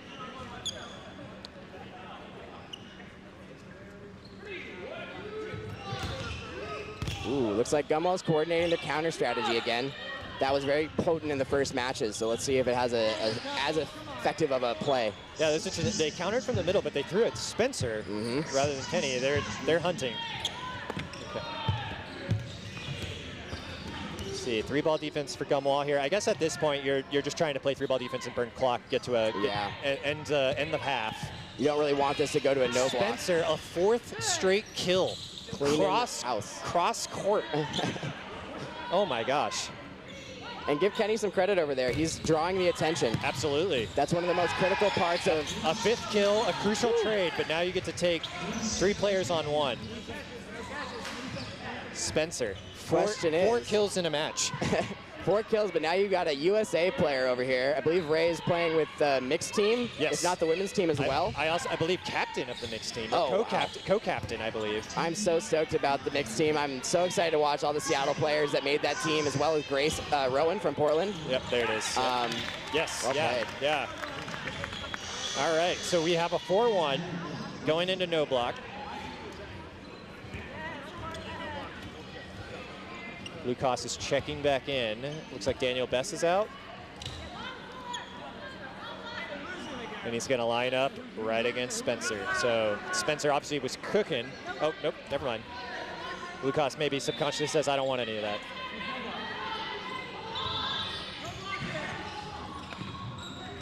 It's going to be on the Portland team. Ooh, good low throw from Harley there. Couldn't quite find his mark. 2-ball defense and no sting is interesting to me. You mean no block, right? In no block, sorry, yes. Sorry, I come from Portland. I played a lot of no sting. Yes, you do, yeah, yep. Lucas waiting to set a play. 4 balls.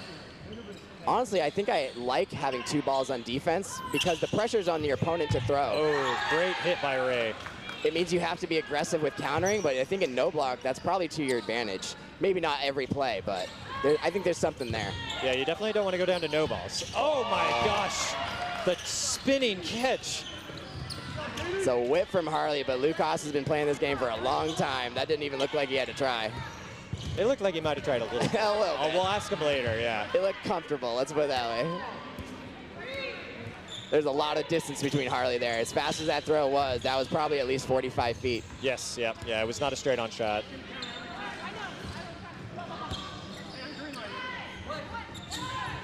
That's one of the things that's fascinating is obviously it's mixed, but we're playing the full 59 feet. What is it, 18 meters? Yep. It's a long throw. It is. And if you're going to be cross-courting, the hypotenuse of that rectangle is quite insurmountable at some points. Yeah.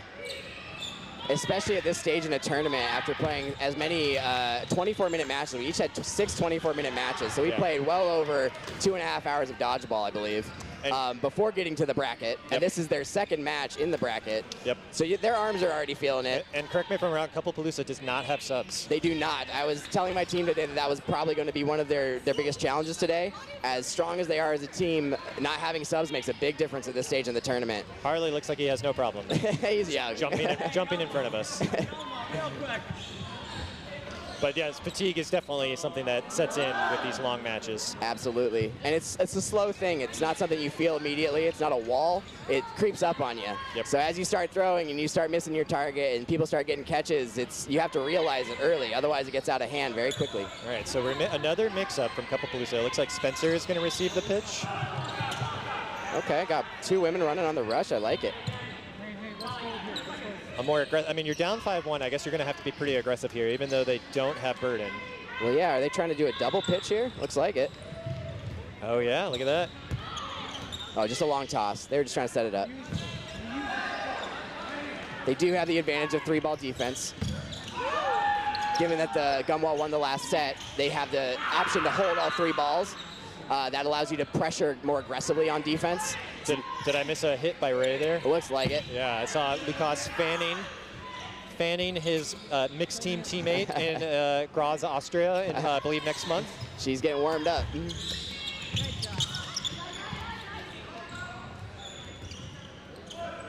All right, who's last throw? Is it Gumwall? Okay. The one thing I love about watching Gumwall play, and just a lot of Fortune players in general, is the setups that they do. It's whoever the thrower is getting just the best pump fakes. Yep. It's so coordinated. It's very explosive too, so it's not just like they're trying to do something. They're doing something specific to create something else specific, and they're making it happen consistently. Ooh. Makes it very difficult to defend against. Especially when the person pump faking is Lucas. Exactly. It's hard not to look. And as good as Lucas is, like, it's no slight to Mark or anyone on that team. They're all very impressive players. It's just easy to lose sight of how good they all are next to Lucas. Yeah. But it's amazing how strong the Seattle community has become as a collective group of players, largely because of the support from players like Lucas. It's been really cool to see how good even players that have only been playing for a year or so are getting in their first year playing dodgeball. That's not the way it worked for me. It's really impressive to see. Katie went for the hardest drop catch right in front of Lucas, but almost had it. She's committed to those plays, and it's, you know, it's the flip of a coin sometimes. Yeah, it's already gone, yeah. Yeah, and part of that, to Lucas's credit, in terms of developing the Seattle, and also just the Pacific Northwest, obviously there's a lot of Portland teams, Tacoma teams here. Oh, yeah. These slams, this is the 1-year anniversary of the first slam. So this is the, really? I believe so. I believe this is the 5th slam ever done. And it's just like we're playing, you know, world's level courts, world level WWF rules. People are getting great practice for the highest level competition, and you can see the development. Absolutely. I really didn't know what to expect from the layout of this tournament. One, this is the first mixed tournament that they've run as the Slam, true 3-on-3 mixed dodgeball. Yep.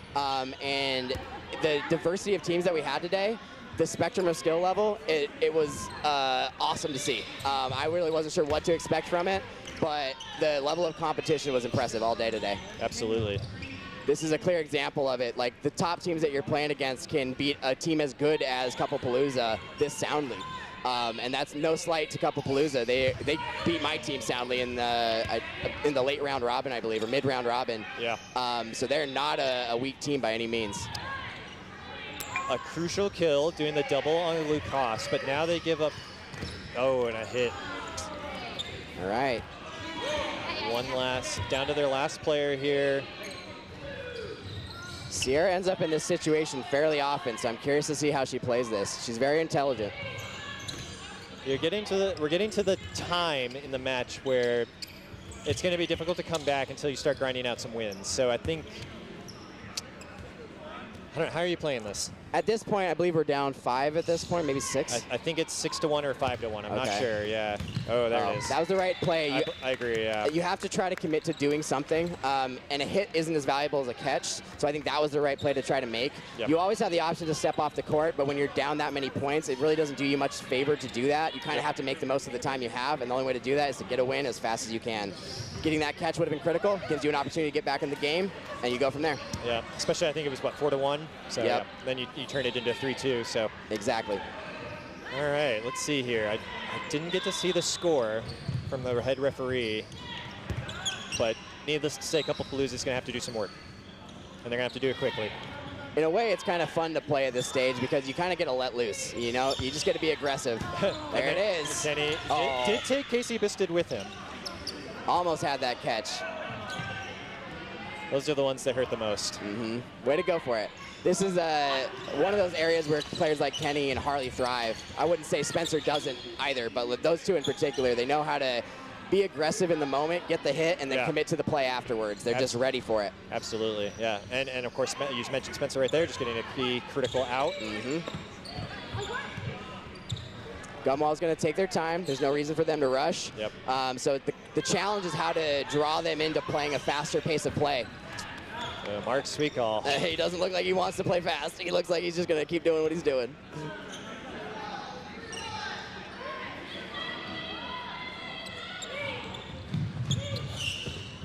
Ooh.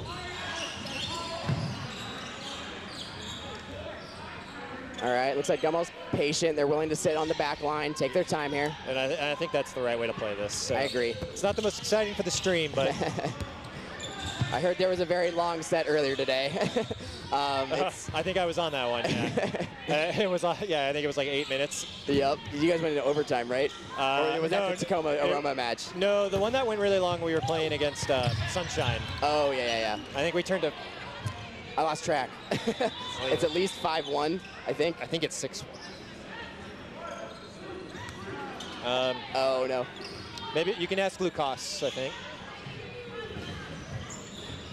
Refs discussing here. I missed what the discussion would be about. Let's see, I'll ask Kenny here.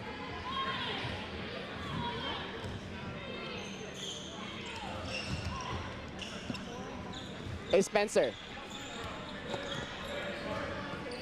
Do you know what the score is, Terry? 5-1 Gumball. All right. And we did get a confirmation on the score there. It is 5-1.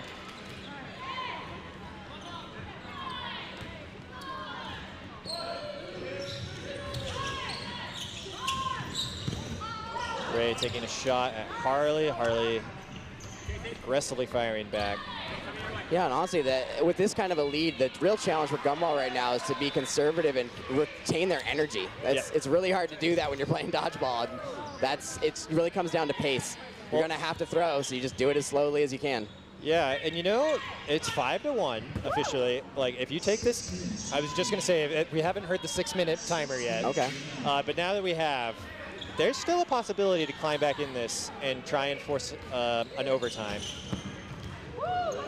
You're looking for big catches, decisive plays. If you can do anything that just moves the game forward, that's what you're looking for.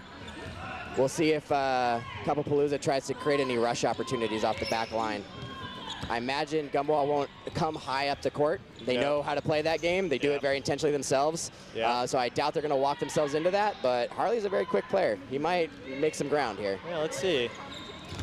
What a block. Oh, it's a hit. Oh. Just got her, I think. Looks like it ricocheted under the ball. All right. Let's see.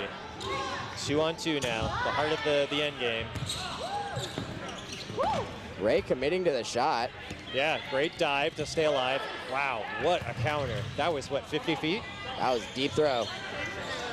All right, let's see. How long is this game going to take, though, is the critical question. I don't know if I'm right here, but I believe the player that Palooza is against right now hasn't been playing dodgeball for all that long, maybe a couple years. So to see her play at this level, I'm very curious to see what she does. She seems to understand what she's doing. It's a good try. All right, 5-2. We've got, what, probably just over 5 minutes left. Let's see if they can scrape 3 games. Yep, they just need to get 2 wins and then get to the no block at the end. No block, and that gives them an opportunity to tie. They'll have to win that no block match, but that's what you're going for. And if you're thinking 5 minutes, 2.5 per game, you can do that. That's definitely a formula and a path to get back in this. It's very doable. You're probably trying to rely on creating some double outs. Yep. The best way to do that is to actually throw crosses. The challenge with that is that you won't get balls to ricochet back to you in the same way that you would if you were throwing more directly at your opponent, which means you're going to have to take time. It really just comes down to being effective. If you can throw crosses and get hits, now's the time to do it. Hung opting to hold. Oh, drop catch. Failed. Hung is having a great day today. He's playing exceptionally well. Very patient, very calculated, waited for Spencer to make a move and then fired. Exactly. Woo. Mark Sweetcall throwing some heat right at his toe. That is a difficult shot to avoid. He is a cannon. He is an artillery shell. Let's take a look here. What do we got? Ooh, and a catch. Unbelievable. Right in with a blocking ball. I didn't even see it. I got screened by a player passing by, but I've seen Mark do things like that before. It is heart-crushing. Gonna have to check his hands for some sticky. All right, a desperate situation, because obviously you can't lose any more games here for Palooza. Yep, got to make something happen. We're in the same situation that we were for the first 2 or 3 games in the first half. Oh. Well, and it's impressive. It looks like Gumball's really stuck to their strategy. They found a system that's working for them, and they're executing it exceptionally well. And with that hit by Casey, you do kind of have to feel the weight of the match slipping away at this point. Yep. But I still think we're going to have a fun 3 minutes. Well, yeah, it's like I was saying, at this point in the tournament, you know, if you can't win, go out swinging. Yeah, I want to see Harley do a horizontal jump catch. Exactly. That's what I want to see now. It's part of why we play the game, is just to have fun. It's something that's difficult to remember at tournaments like this where it gets this competitive, but I mean, that's what we're here for. We're here to throw balls, make big plays, have big memories. That's what you want. Now's the time to make it happen. Yeah. Some of these teams can't make it to the final, so, you know, make the most of it. Yeah, only one's going to make it, or 2 is going to make it to the finals. I'm sorry, one's going to win. And it looks like the vibe on the court is matched on both sides at this point. Yep. Looks like people are having fun. It's the beauty of the sport. I was just going to say, I want to see Daniel Best throw a little bit more. He is a Seattle-based player that just has a cannon. and he can block anything thrown at him as long as he's got a ball in his hand. Interesting. I was going to ask. I don't know Daniel very well. I believe I've seen him play. Does he typically play with a specific group of players for the slams? Has he played with class in the past? Anyone I would be aware of? Yeah, he has played for class in the past. I think that's just a local setup. I believe his traveling team is Toxic. But just an absolute cannon of an arm and a great defensive blocker. I'm aware of Toxic as well. That's another well-organized team. So excited to see him continue to grow as a capable player. That last shot he had cross-court on Kenny was a great throw. You weren't kidding. And he lines out, unfortunately. Okay, so an opportunity here for Palooza to maybe sneak in another no block for the glory.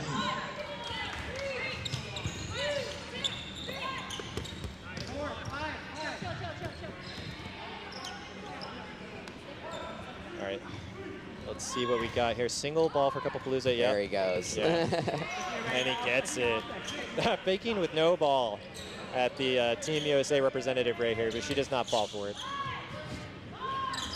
Just having some good old-fashioned dodgeball fun here. Yep. Well-placed throw there from Ray. She knows what she's doing. It's one of the most difficult parts about dodgeball is placing your throws. You can talk about it all you want, but to do it consistently is another thing. That's very true, yes. You can throw as hard as you can, but if you're not putting it in the right spots. Oh, a line out. All right, so we are going to go to a no block, and I bet this is going to be the most fun no block we might see today. I'm guessing teams are going to come out swinging. This is going to be a fun rush. That unless they're going to opt to just walk off the court. I'm not sure. I don't think that's the vibe today, though. I think Gumwall is going to try to play. Yeah, everyone has honored the late no-sting matches that I've seen so far. No block. No block, sorry, I keep doing it. It's interesting. That would be a fun tournament. Instead of no block, you just switch to no-sting. Right, I'd be for it. Yeah. No, I wouldn't. That would be terrible. We are going to get a game here, so this is going to be fun.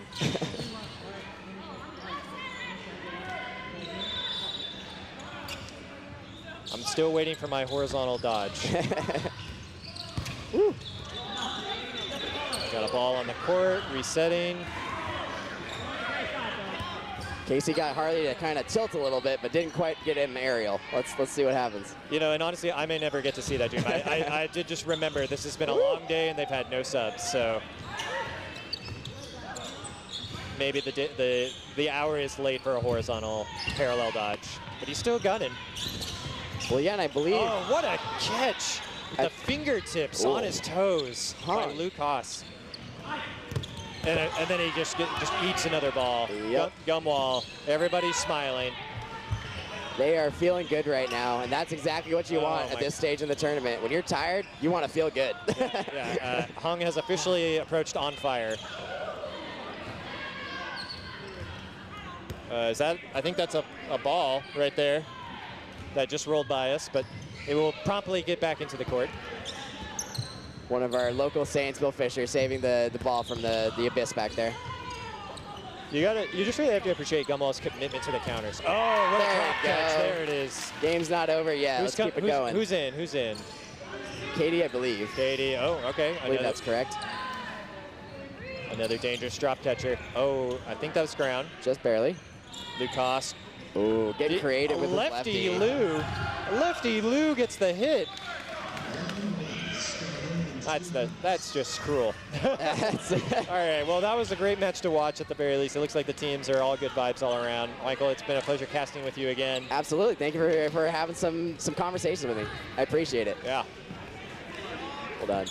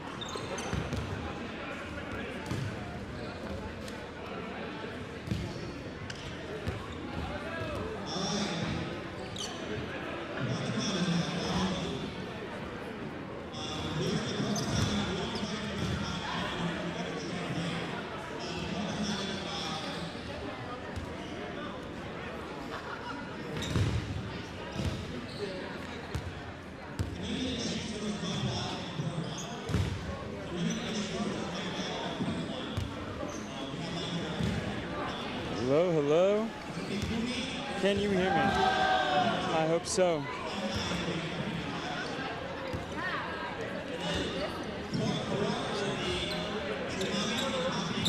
Hello, hello. Okay, looks like I'm coming through. All right, next up we have the finals. Getting the last of my stuff up and running.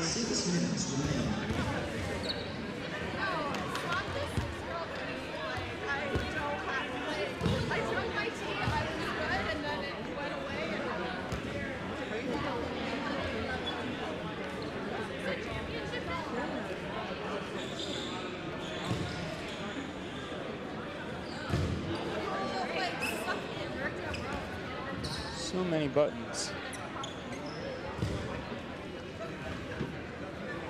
Okay. I'm about to hand over the mic. You guys are going to commentate the final? Cool. I can get them for you in one moment. Yeah.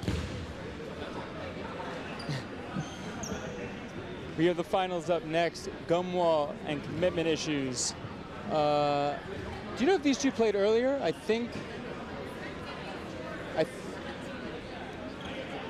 Yeah. Well, the Gumwall only had one loss, and it might have been to Commitment Issues. So that's what I wanted to check. They haven't played? Okay. So Commitment Issues has gone undefeated all day. Gumwall is like being gum on a wall, and it's hard to get him off. It's hard to want to even touch him. And honestly, you want to keep him 30 feet away. It's a gum wall. So it's a good way to look at it. Yeah. Keep your distance from them. They're sticky, and you don't want to be anywhere near them because they're fucking gonna do things to you. You don't want it to happen. Hey. You're gonna swear. Oh, my bad, my bad. I hope I didn't do that earlier too. I probably did. How dare you? So who all do we have over here on the opposing side?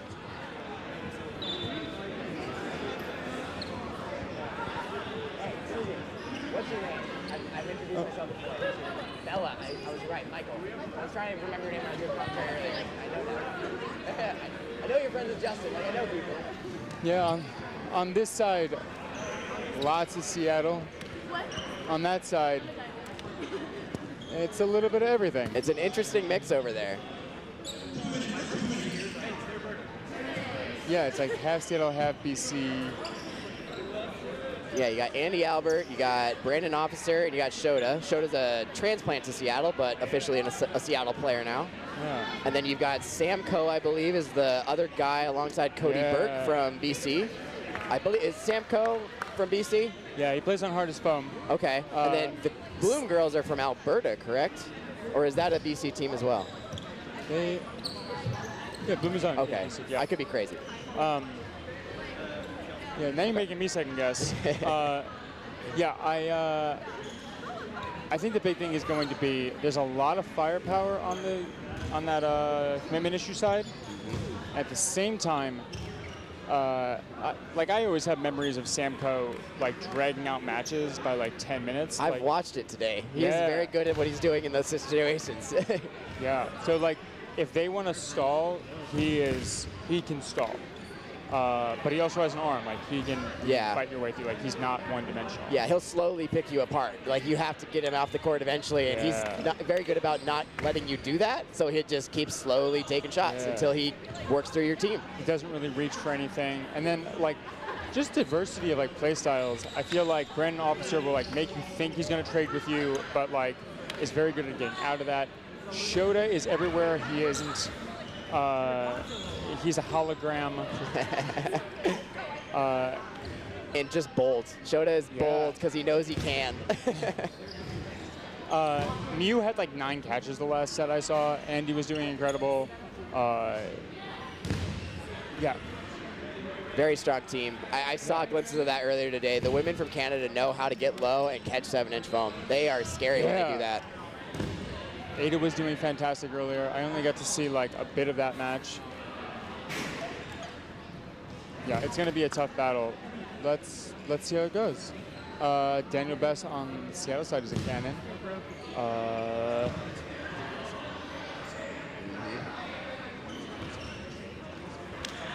Yeah, this rush should be interesting. We got Tierney Mackey coming in with me now. We got to talk to Bill a little bit, makes me happy. All right, let's keep an eye on this opening rush. The way these matches start is one of the most interesting parts of the game, just because both teams are exposing their strategy. They're going to come out as fast as they can, either play defensively to protect their team, or they're going to take a shot because one team has the burden to throw. One thing to watch is going to be how Lou responds to the opening rush. They're going to prioritize putting pressure on him and Mark here on the left side.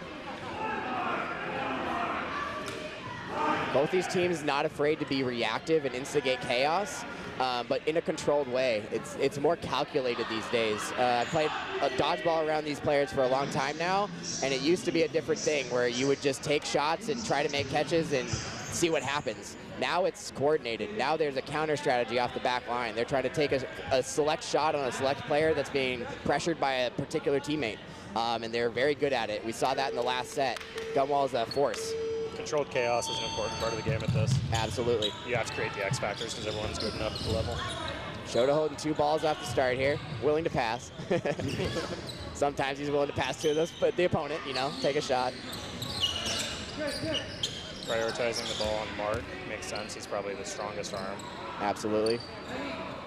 We talked a lot about Mark in the last match. Mark is an explosive player, very controlled though. He knows how to execute a counter throw when his team is pressuring, and he's very good at that. Makes it very difficult to expose Mark as a target.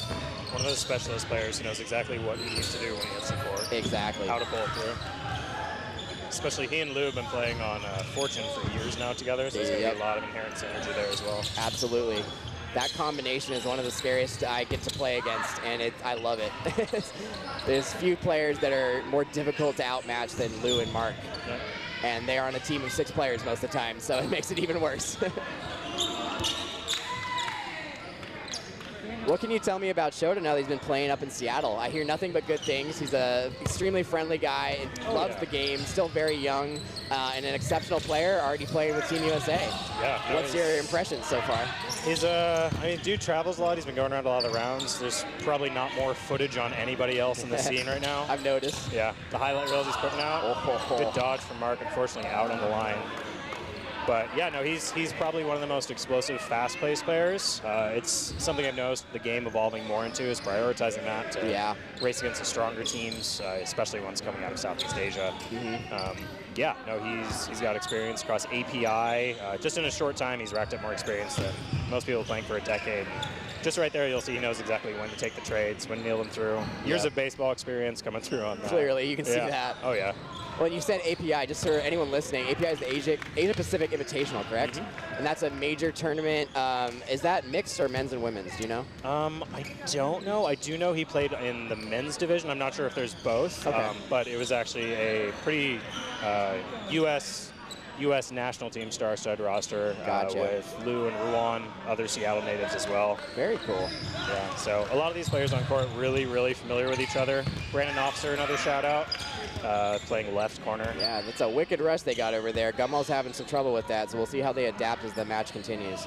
And pace is definitely one of the most important things. We have a couple players here up from Canada. They play probably more hours than anybody else.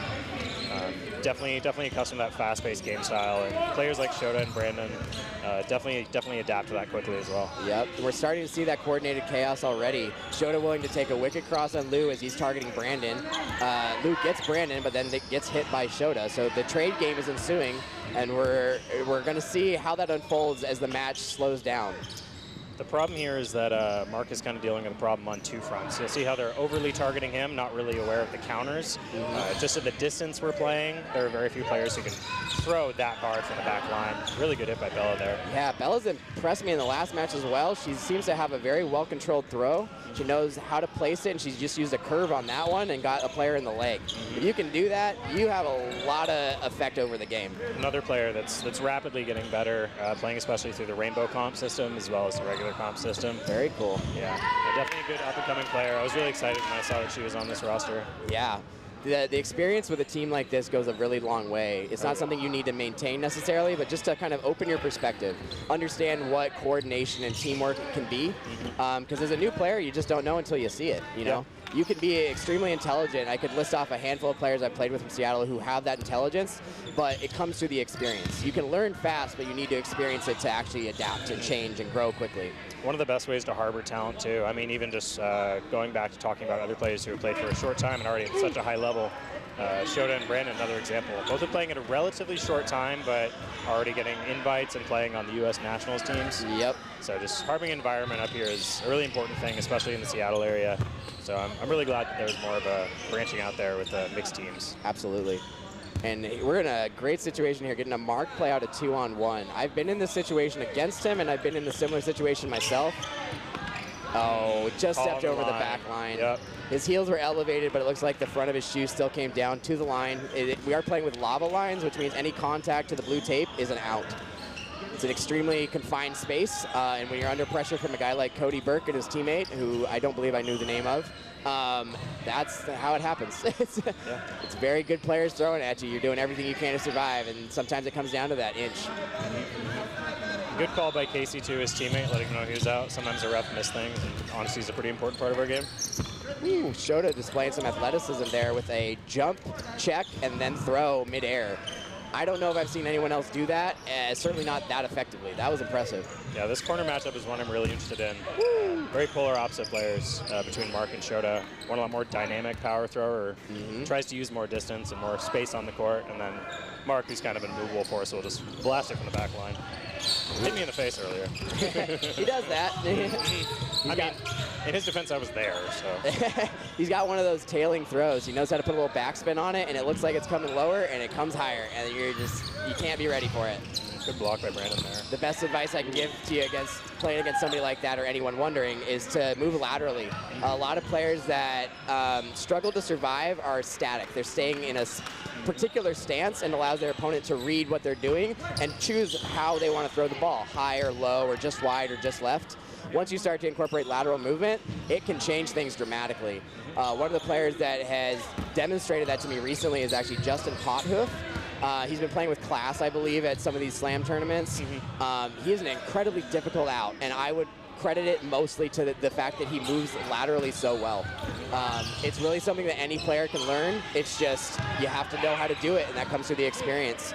Watching players like Justin do it as a fairly new player to the community, he's only been playing for about a year, demonstrates that. Yeah, I was just about to say, yeah, it's really interesting to see how the different systems of how people come up and who they play around sort of quickly molds how they play. I think Rainbow Comp's a really, really good example. You get players who are very much like specialists in how they play because it works at the level that they're playing at very well, and they're able to translate it very well too. Absolutely. You mentioned Bella's name earlier. You said she's been playing in the Rainbow Comp League as well. It's clearly showing. I love to see it. Yeah, no, the court awareness difference between a year ago and now. Yeah. And like we missed a play there. Hung, I mentioned in the last match, has just been playing exceptionally well today. He just got a huge shot from midcourt across the way, just placing his throws with exceptional effect. I think he's definitely one of the most underrated players that we have here in Seattle, if you ask me. That's how I feel about it right now. Yeah. I was clearly underestimating him earlier today. He's a strong voice on the court, good defensive player, knows exactly what he needs to do. Yeah, he has that leadership side to him too. It's an exceptional quality to have. Few players have the confidence to do that, especially early on, but it's really not something to be shy of. It comes through a little bit of experience. Once you figure out kind of how to communicate, anyone can do it, but Hung stepped up to that role as soon as he got involved in the sport, as far as I can tell, and it shows. It helps alleviate a lot of that pressure from players like Lou, who's been a leader for a long time, but who really just wants space to thrive himself. Exactly. If you can balance that out between other teammates, it goes a long way. One thing you see right there is Casey off the middle and Hung off the corner, creating a lot of space for Lou, moving as one together and one. So say, for instance, you're on the sideline. If you're watching, everybody should ideally be moving together or at least know where the other person is. It's an important part of knowing. If you look to your left, someone's got your back, and Casey and Hung, had his back there. And splitting your opponent opponent's attention. It's kind of a fundamental element of dodgeball that players are kind of learning now. I wouldn't say that we're just learning it, but opponents, teams that are getting beat by high-level teams like Dodgeball, exactly. Now they're starting to recognize that they have to do the same things in response, and that's one of those elements. If you can't actually force someone's attention at a different angle, it's a lot harder to hit people. Players like Mark is a perfect example of that.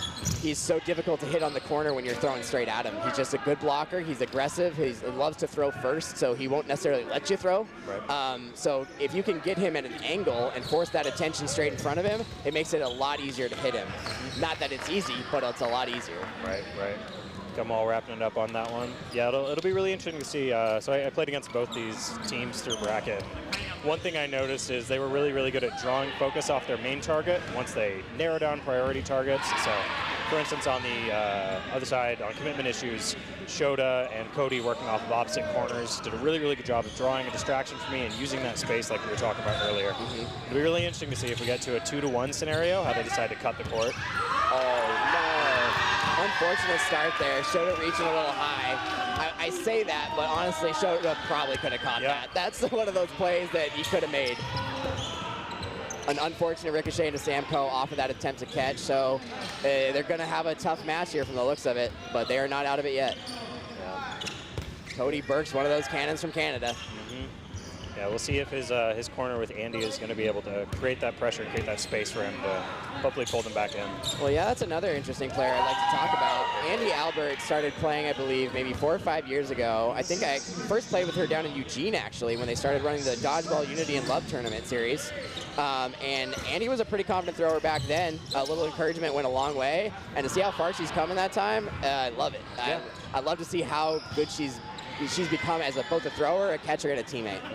Definitely one of the better players we have here, especially on the court too. That's what I've heard, and her confidence is showing in this match. A lot more mobile player than I'm used to too. You'd be surprised by how well that she can move through the court. Yeah. Dodge and get out of the way of those big hits. She knows how to get extremely low too. We were talking about the women from Canada. You just saw it there with the girl in the light lavender shirt from Bloom. Annie very much is the same thing. She knows how to fold her legs and get extremely low to the point where you basically have to throw either at her hands or at her torso. Makes it extremely difficult to pick your mark. We'll hit on Ray there. It'll be interesting to see how they try to close this out. Yeah, if they're on Andy, good double team. Yep, good teamwork from Gumball showing through again. Yeah, and that's one thing that you'll notice if you watch them too. They're pretty much all moving together, like I said earlier. Everyone's using that space. Even if you don't have a ball, you're there to be a body. See Bella moving up there with Casey. Mark Smeekall showing that, I would say, ruthless nature, I suppose. It's within the rules, and there's nothing to hold against him for doing it, but he's capable. It's the game. He knows how to throw a ball. Oh, yeah. Let's see how this last end scenario goes. She's going for some free counters here. Not always a good idea, but when you're up against that big of a number, you just got to create as much space as you can. Exactly. Give yourself a chance. She cautioned correctly there, but just everyone was on target. Yep. What are we at now? 2-1, I believe, Gumball? So, 2-2. 2-2.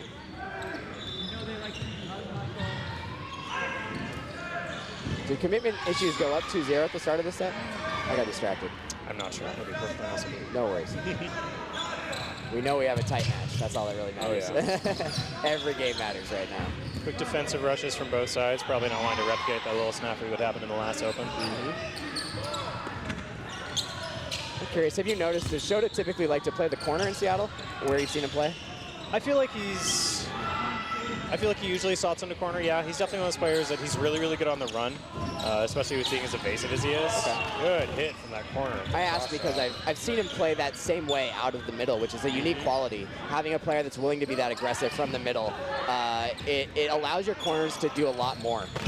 Very aggressive here on Mark today. Woo! Swinging back at each other. A little stomp. 5 balls for Gumball, though. Oh, yeah. Or 6? Yeah, all balls there. Balls, yep. Good catch by Brandon. Out first on the Nick. There you go, you're right. Got to appreciate that kind of honesty. Absolutely. That's what holds up the game for us, that integrity. Yeah, hard game to ref. Too many people on court, lots of things going around. It's difficult to tell for anyone watching a live stream, too, how close those little grazes are everyone that's throwing the ball might think they see the out, but even the thrower doesn't really know most of the time if those grazes actually hit their opponent. So when a player is willing to take that out, it demonstrates a level of integrity that really allows the community to thrive. It's one of the things that I appreciate most about Seattle is that they've developed that culture here. And this is why I get to come to tournaments like this and appreciate it. For sure. It's been maintained. Yeah, no, exactly. We're all here to have fun, and, you know, you wouldn't want that to happen to somebody else. It creates tension, you know. Exactly. It gets out of hand so quickly, and that's why it's so impressive that Seattle's managed to maintain that as well as they have. You're not going to get better if you're cheating.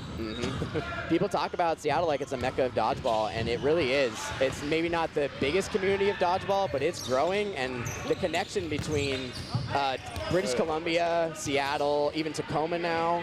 You got Portland south of that. You've got Eugene and Corvallis even south of Portland, and then even the Douglas County community south of Eugene. We have such a wide spectrum of I-5 coming to these tournaments, and it's because Seattle's done so much to foster the community and develop competitive spaces like the Slam.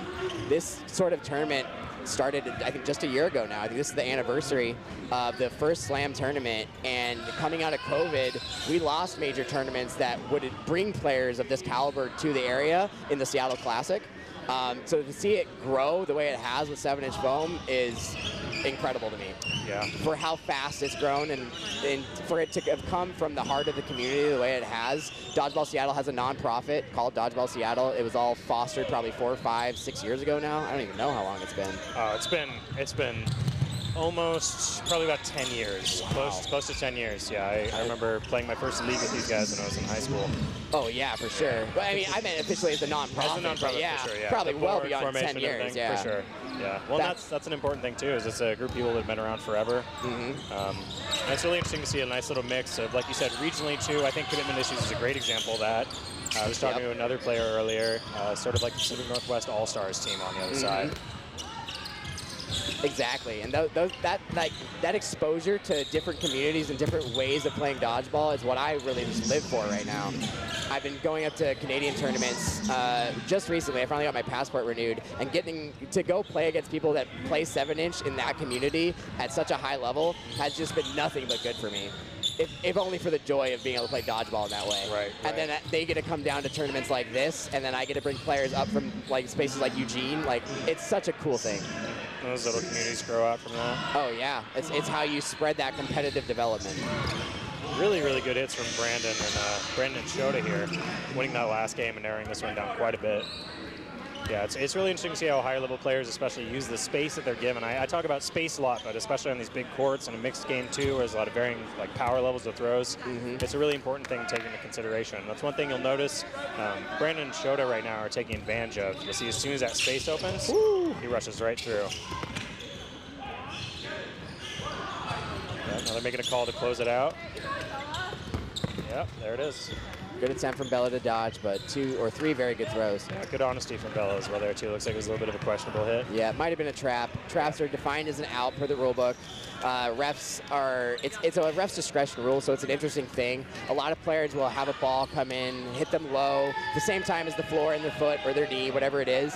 And there's an etiquette there of kind of stopping and letting the refs call that, because the refs have that afforded to them. If they see it as a trap, as in they weren't certain to hit the floor or the body first, then they can lean on that as a crutch in the call system. We'll give the onus to them. Exactly. To make that decision. They just say a trap is an out, and that's what we play by. It helps uphold that integrity of the game, because it's extremely difficult to make that call as a referee, even as a player who's getting hit. Exactly. There's so many instances where you just don't know if it bounced first or if it hit your knee or it wedged or whatever that is. So we respect it when players stop and ask the refs to make that call, because we've allowed that to be a call that the refs can make. Definitely, definitely. It's one of those things too where it's another bit of selflessness too, because it's nobody wants to have a game end on a bad ref call, but if you're hit, you're hit, and it's a good show of respect for yourself and the space you're playing in. Exactly. All right, the game's starting to develop, or the match is starting to develop now. It's been gone back and forth here. I believe Gumball just lost that last game. I believe the last 2. So now we're going to see if the aggression is going to continue from the Commitment Issue side. Really, really quick rush there by Shota. Yep, that looked pretty aggressive to me. Yeah, he wants to take some numbers out. It definitely helps against a team like Gumball to get a big out first. anyone will do, really. Just having somebody off the court makes a huge difference. Yeah, and that's one of those advantages that you'll notice that Gumball doesn't really have, which is unusual to say for a team as good as they are. Because you notice they have a lot more aggressive upfront power throwers, especially in Lou and Mark. Lou isn't necessarily a power thrower, but he'll slot himself into that role, whereas on the other side with commitment issues, Cody, Shota, Brandon, Andy. Yep. They're all willing to go up there and pop out those shots. A little bit slower play style from Gumball. Worked in the early game. We'll see how it starts to turn now. Yep, it's an interesting dynamic right now. Two opposing strategies based on the players that they have on the court. It's very intentional. They're doing very specific things right now. It's not just chaos. I would expect the game to slow down a little bit here on pace too now that Shota's off. Yep. And as the game is wearing on, this is the finals. We've been playing dodgeball all day. You'll start to notice that these cross-court throws are more catchable. That's why players that can use a curve tend to maintain the effect of their throws as the day goes on, because they're focusing on movement more than speed. It allows you to maintain that throughout the day. But we've also seen these cross-court whips from Shota and Cody and Brandon and Lou and Mark and. Yeah. Another one. Mark there. They're not slacking on the power right now. Yeah, no, there's definitely a clear distinction. You'll notice the players at the higher level, the ones who their gas tank has been unchanged all day. Absolutely. It's one of the things that makes watching this level of dodgeball impressive, is just to see players play all day through a tournament like this and still be able to do the things they do. It's a skill. It's a skill. You have to learn how to pace yourself or up your endurance. It's one thing I've struggled with personally. But yeah, it's mental too. It's a lot of it is remaining conscious of what you're doing, because as the day goes on and you get tired, you start to just react. Good for Brandon. Great counter from Casey on the left side of Gumball as well. That was a game-saving play. Good little exchanges there, and that's I think the most exciting moments in dodgeball too is if you use like a fighting term, it's when you're in the pocket, you're right there, you have to react to everything before it happens. Yep. I think that's the most interesting part when you get to a high level like this. Yep, it's got to be very calculated before you make a move. You can't just guess. You have to say, I'm going to commit and try to catch here, or I'm going to commit and dodge, or I'm going to counter to prevent them from throwing at me in unison. Whatever you're doing, you have to be ahead of it. You can't, make that judgment in the moment. There's just no time. Well, we'll see how how Bella decides to use her space too. Well, yeah, she's got one out here. It's now a 2-on-1. This is one of the benefits of watching 3-3 mixed dodgeball. Unfortunate, but a good little backspin from Andy there. Yeah, I wonder if that was intentional. Yeah, it's always nice to see the players bring out those little secrets at the end there. Yep, the tricks. The tricks matter. It's one of the funnest parts of dodgeball for me, is just being creative. There's so many people in this community that just do tricky things. Shota's a great example of that. Yeah, we'll see if we get any more of those immediate self-checks off that run there. That's when you go in there, immediately check the ball back and throw it yourself. Not there, a little drop by Ray. Good hit by Andy, a little celebration. Andy feeling it. That's a good play. Like I said, any out's a good out from the start. If you can get that leverage, you can start to use that to your advantage. Ooh, big save or dodge from Lucas. Good dodge from Brandon as well. So last throw looks like came from Gumball. Looks like Lou going to the corner here to match up with Brandon. He's probably going to take this. No. There you go, just creating space. Yeah, really aggressive from Gumball now. Looks like they've made an intentional shift to come out and really throw counters from the back line and see if they can take players out while they're retreating. You want to get that momentum back. And yeah, underestimating these players when they backpedal is not a good idea. And they seem to be conserving some energy by not running all the way to the front line. They just did, but those last two counters were from the back corners. They weren't trying to expend too much energy. They were just trying to capitalize on that moment of opportunity. Yeah, and you'll notice Lou prioritizing Brandon Officer number 10 here on the left. Always fun seeing those guys match up. Good pressure here by Hung, creating space, forcing Samko back. Yeah, Gumball's looking really strong again. This is a good response. Yeah, a little quiet from the right side. There we go. Right on cue. I was wondering when Shota was going to start moving. Good hit by him on those. And those cross courts are not something you see at a high level, but that's mostly just because players don't have a high enough release on that. Yeah.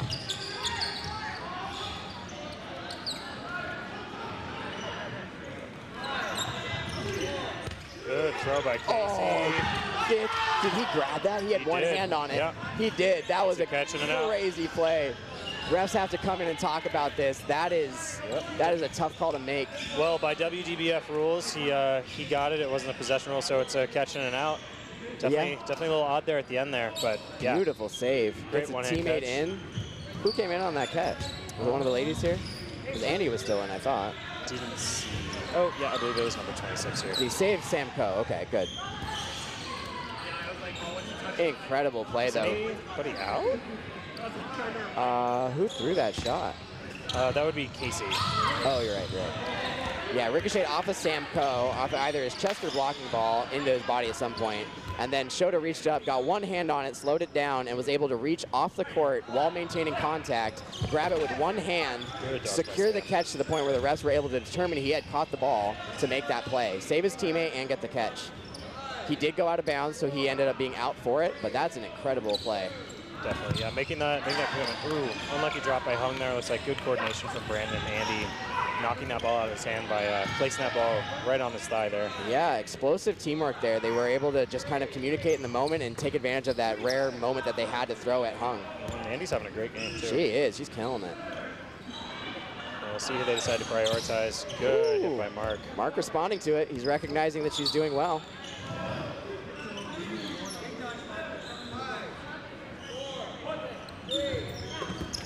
That's kind of one of the keys to dodgeball, is to recognize who on the opposing court is actually having the most effect against you and trying to get ahead of that. If you let somebody get away with it, they're going to keep getting away with it.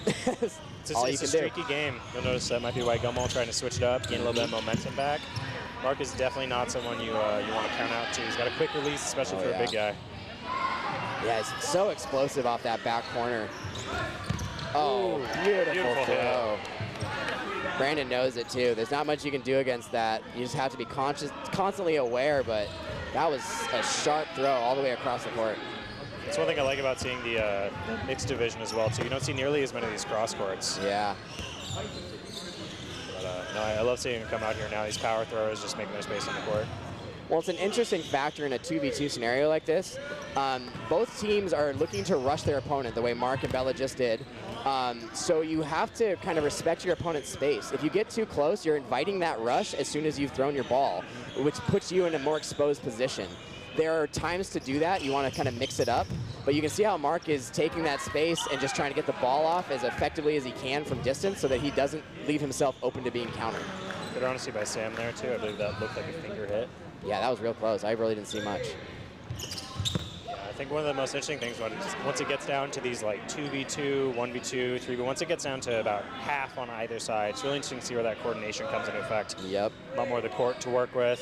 And then at a certain point, it's almost like a skill check if you're playing a 2v2. Good dodge there. Well, and it's interesting here. I love to see what Bella's doing as a newer player especially. She's actually pushing up on the weak side. I say weak side, but that means the side that's opposite to the player they're targeting. She can actually take that space and make it extremely difficult for her opponent to advance on the court and throw at Mark as her teammate. She's forcing an angle that Mew has to commit to, and that makes it extremely hard for her to actually commit to a play without getting countered. Beautiful catch. She found her opportunity there. I don't know who threw the catch. It looks like Bella. Unlucky player. And she gets Shota in. So now we get to see one of the best matchups in Seattle. Mark Sweetgall versus Shota Barbo.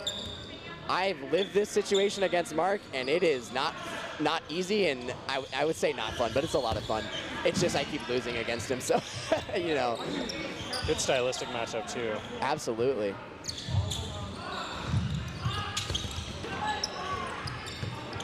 Great back and forth here.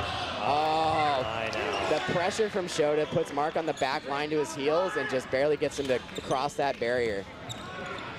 It's not necessarily something he was doing intentionally, but it's a product of the way he plays. He is aggressive, and he knows how to use his threat as a thrower against his opponent.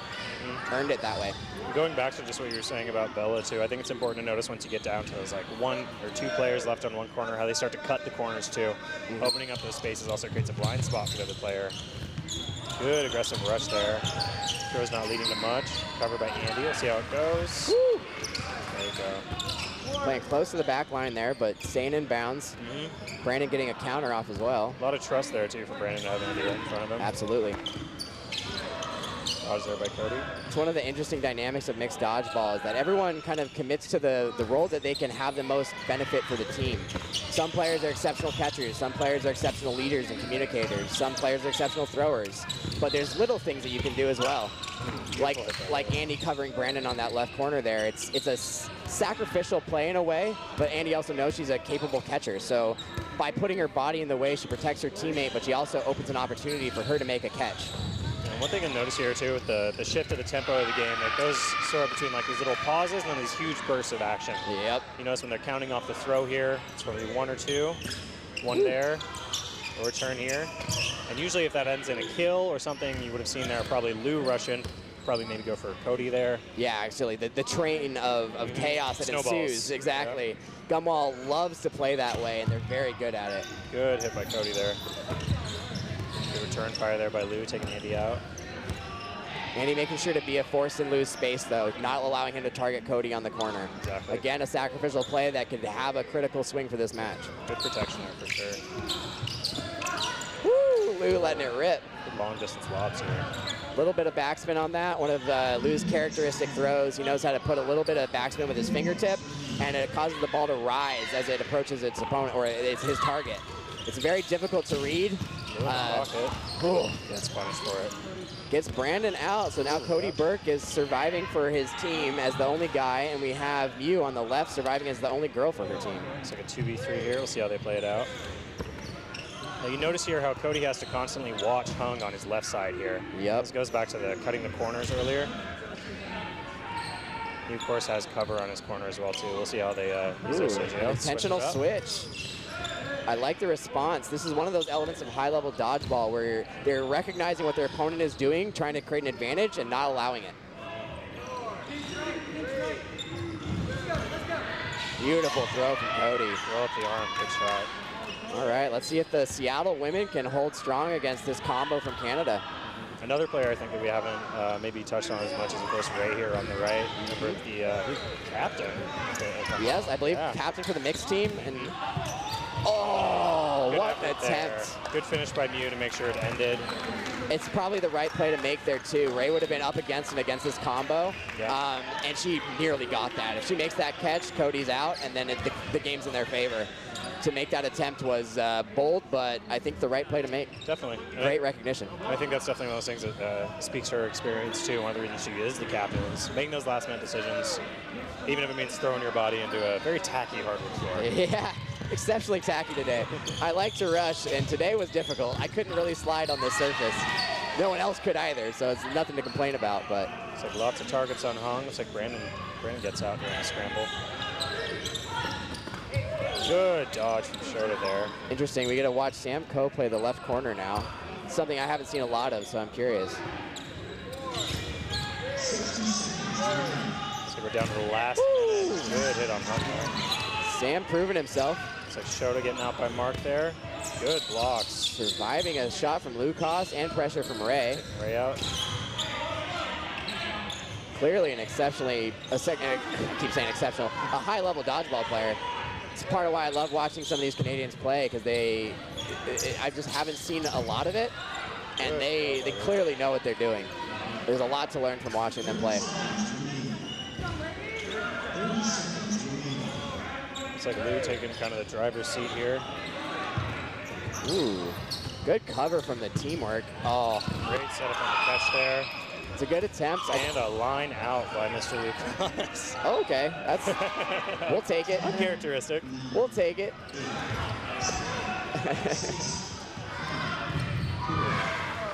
An attempt to take Lucas out before he made that line out. I don't think it was a bad throw to take. It was just, it's so difficult to throw at Lou. He knows how to position himself in such a way that you almost have to aim to miss. You can't put it anywhere where it's catchable, and his catching pocket is huge, so. Yeah, he's one of those players who likes to play in the pocket too, create those spaces because he knows he has the reaction time. He's going to beat you quicker there. It was actually something my team, when we played against them, discussed. Of like, don't let him bait you into that pocket. Exactly. I feel like we said the same thing when we played them in the round robin. And you watch it unfold. It's so difficult to communicate in the moment. It's reactive.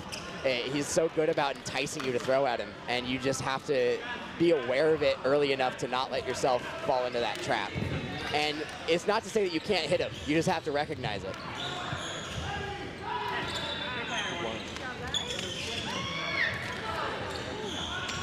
All right, looks like no commitment one, or commitment issues. So, I mean, I guess kind of synonymous. That felt quick, man. Yeah, no, that was a good back and forth. Yeah, it was. That time just flew by there. Wow. Usually used to a bit more of a lull, but I mean, we got short breaks in between the action there. True. And looks like commitment issues bringing out the win there. No surprise there, based on the roster strength and how they performed today. Well, yeah, I wonder if that first half drew out because of the no block scenario. I said it right that time, not no-sing. I'm guessing that bled into the second half time, and that's why that second half felt so short. Yeah. But also just because of the highly reactive play, like you said, when a game's moving like that, time flies. Yeah, no, they definitely picked up the pace. I believe they started down. But yeah, no, they picked up the pace, closed it out, were able to knock up those points. Yeah. Good showing from both of them. I want to shout out Dodgeball too, having players who don't normally play at this high of a level, making it to finals too. I think big news for them as well. Yeah, and a great credit to Gumwall. I've seen them do this in the past through other tournaments. They make sure to provide a space for developing players. I say developing, competitive, capable players, but developing at a high level. And they're getting better. They create a space where they can grow quickly. It's really a valuable thing to offer to your community. So the fact that they're willing to do that in this space, that's one of the intentions of the Slam Tournament Series, is to create a developmental space for competitive play. The fact that they're taking the initiative to foster that themselves as a leading team in this tournament it really says a lot. Yeah, I think that's definitely one of the biggest things too here is it's a nice little mix of teams here, and that's not to discredit commitment issues in any way, of course, but you know, it's you have a mix of U.S. players, a captain and a former captain on his team, along with players who have only been playing for a short time. Like Casey's been playing for a little bit now, but also steadily getting better, starting playing more rounds too. And Bella as well, playing for a short time. And they were able to go toe-to-toe with a team of very good veterans who are also bringing up some Harvard talent themselves. Yep. So really good matchup, really good back and forth in the finals here. Yeah, it's going to make the next opportunity we get to play this sort of tournament, 3-3 mix, hopefully soon. It's going to be interesting. Once you get through a tournament like this, you learn so much. Coming back the next time, it's going to be a new shuffle of players and teams, but everyone's going to be better. It's going to be fun to play. Looks like Commitment Issues getting a little bling there for their gold. As they should. Yeah, of course, congratulations to them. It looks like we still have a third place match between, it looks like the Tidal crew, or is that Tsumamis and Poppies? Is that what it was? So I think they're mostly Tidal players, yeah. We can turn around now. We're on the camera. We'll kind of keep a glancing eye at the third place match right now. Who's their opponent? Oh, yes, I know their opponent. It's Heartless. Good mix of I think I mixed this up. This is actually the lower side of the bracket. We had 7 teams in the lower bracket and 8 teams in the upper. This looks like the finals for the lower bracket. So these are teams that probably could have hung with the top teams in the upper bracket. They just didn't make the cut today. And, I mean, those are both strong teams. This has got to be a fun match to watch, too. Yeah, also a good thing to note, too, is Heartless is also no stranger to U.S. Nationals players. Exactly. Of course, we got Ruan Chappell invited to the Combine, and we also have Taylor Green as well. And then also a mix of players, not necessarily who haven't been playing for a while, players that are coming back. Joe Valley, good shot there. Yep. Yeah, and he's played for years, came back recently, and just broke back into the higher level scene. Oh yeah, they got Brandon De La Mora over there. They've got Melissa Mateo, one of the sleepy talents in Seattle. Yep. She's been breaking hearts for a long time. She catches in a way I haven't seen a lot of players catch, and I've seen her just dismantle teams in high-stakes situations time and time again. Definitely a lot of long-time Seattle favorites there. Like you mentioned, Brandon De La Mora, really good arm, nasty sidearm. One of the only, I think, like true sidearm players. Yeah. Yeah. Of course, Lindsay as well. She's still on court there on the right corner. One of the stickiest catchers you'll ever see. Like she catches stuff without even noticing it. Oh, beautiful. It's insanely irritating. Makes it fun to watch. Oh yeah. And then Tidal on the opposite side, I've gotten up to Canada a bit and seen them play. They're a very organized team and one of the more, I would say, bold teams out there. I was about to say, I've got a good amount of experience playing against them, specifically in knockout brackets too. Mm-hmm. Not for this one, of course, but for one of the last slams I did, as well as the one before that. Really fast-paced team. Really like to push the tempo. Yeah, absolutely. They're unafraid of throwing their second to last ball, which is usually a defensive staple for most teams. They want to maintain 2 balls so that they can actually maintain pressure on their opponent. But Tidal is willing to throw that second to last ball and take those shots. Getting Bill Fisher back on the mic. Thank you, Tierney, for the conversation. Yeah. Okay, so we have to get out of here. I figured. Should we? Way too much stuff. We're going to sign off now. Third place seems to be done. It looks like it might be Title or... Looks like Title got the Tsunami. win. Yeah, Tsumami Mommy, or Tsumamis and Poppies. Yes. Beautiful team name. I love that. Yeah. Thank you for tuning in today. Seattle Slam was kind of like, I think the goal was to kind of like bring back the classic, kind of like the environment of the PNW that like came with it, like growing here. We've had teams from all over come and play. I welcome you all. Put together a team, keep an eye out, and like come join us. Yeah, we had a couple of players from LA today, Paul Wilhite and Heather. I got to play with them at Crush in the past. I was stoked to see them again. We'd love to see more. Oh yeah, Kara killed it. She knocked my team out single-handedly with that left-handed counter of hers. Yeah. We'd love to see more players come from outside the Pacific Northwest and come experience what Dodgeball's like here. I was bragging about it a lot on the mic, so come check it out. We are rich in talent from Portland to Seattle through BC. Down to Eugene, down to DC, the Douglas County players down south of Eugene. Honestly, I forgot that that's further south than that. Yeah. I have not been down there as much as It's crazy how north and south the spectrum of the Pacific Northwest has gone. We're basically covering it now. We're coming for you, LA, bit by bit. We're already pulling to some of you. We got some transplants. Okay, we're gonna sign off. Thank you for following us. Follow. Keep watching. Yep. I'll see you soon. I will be in Chicago. Worlds, Nationals, all that fun stuff. So, awesome. Bye. Huge thank you to Bill Fisher too. He makes this possible. You killed it today. Thank you. Have a good one, everybody.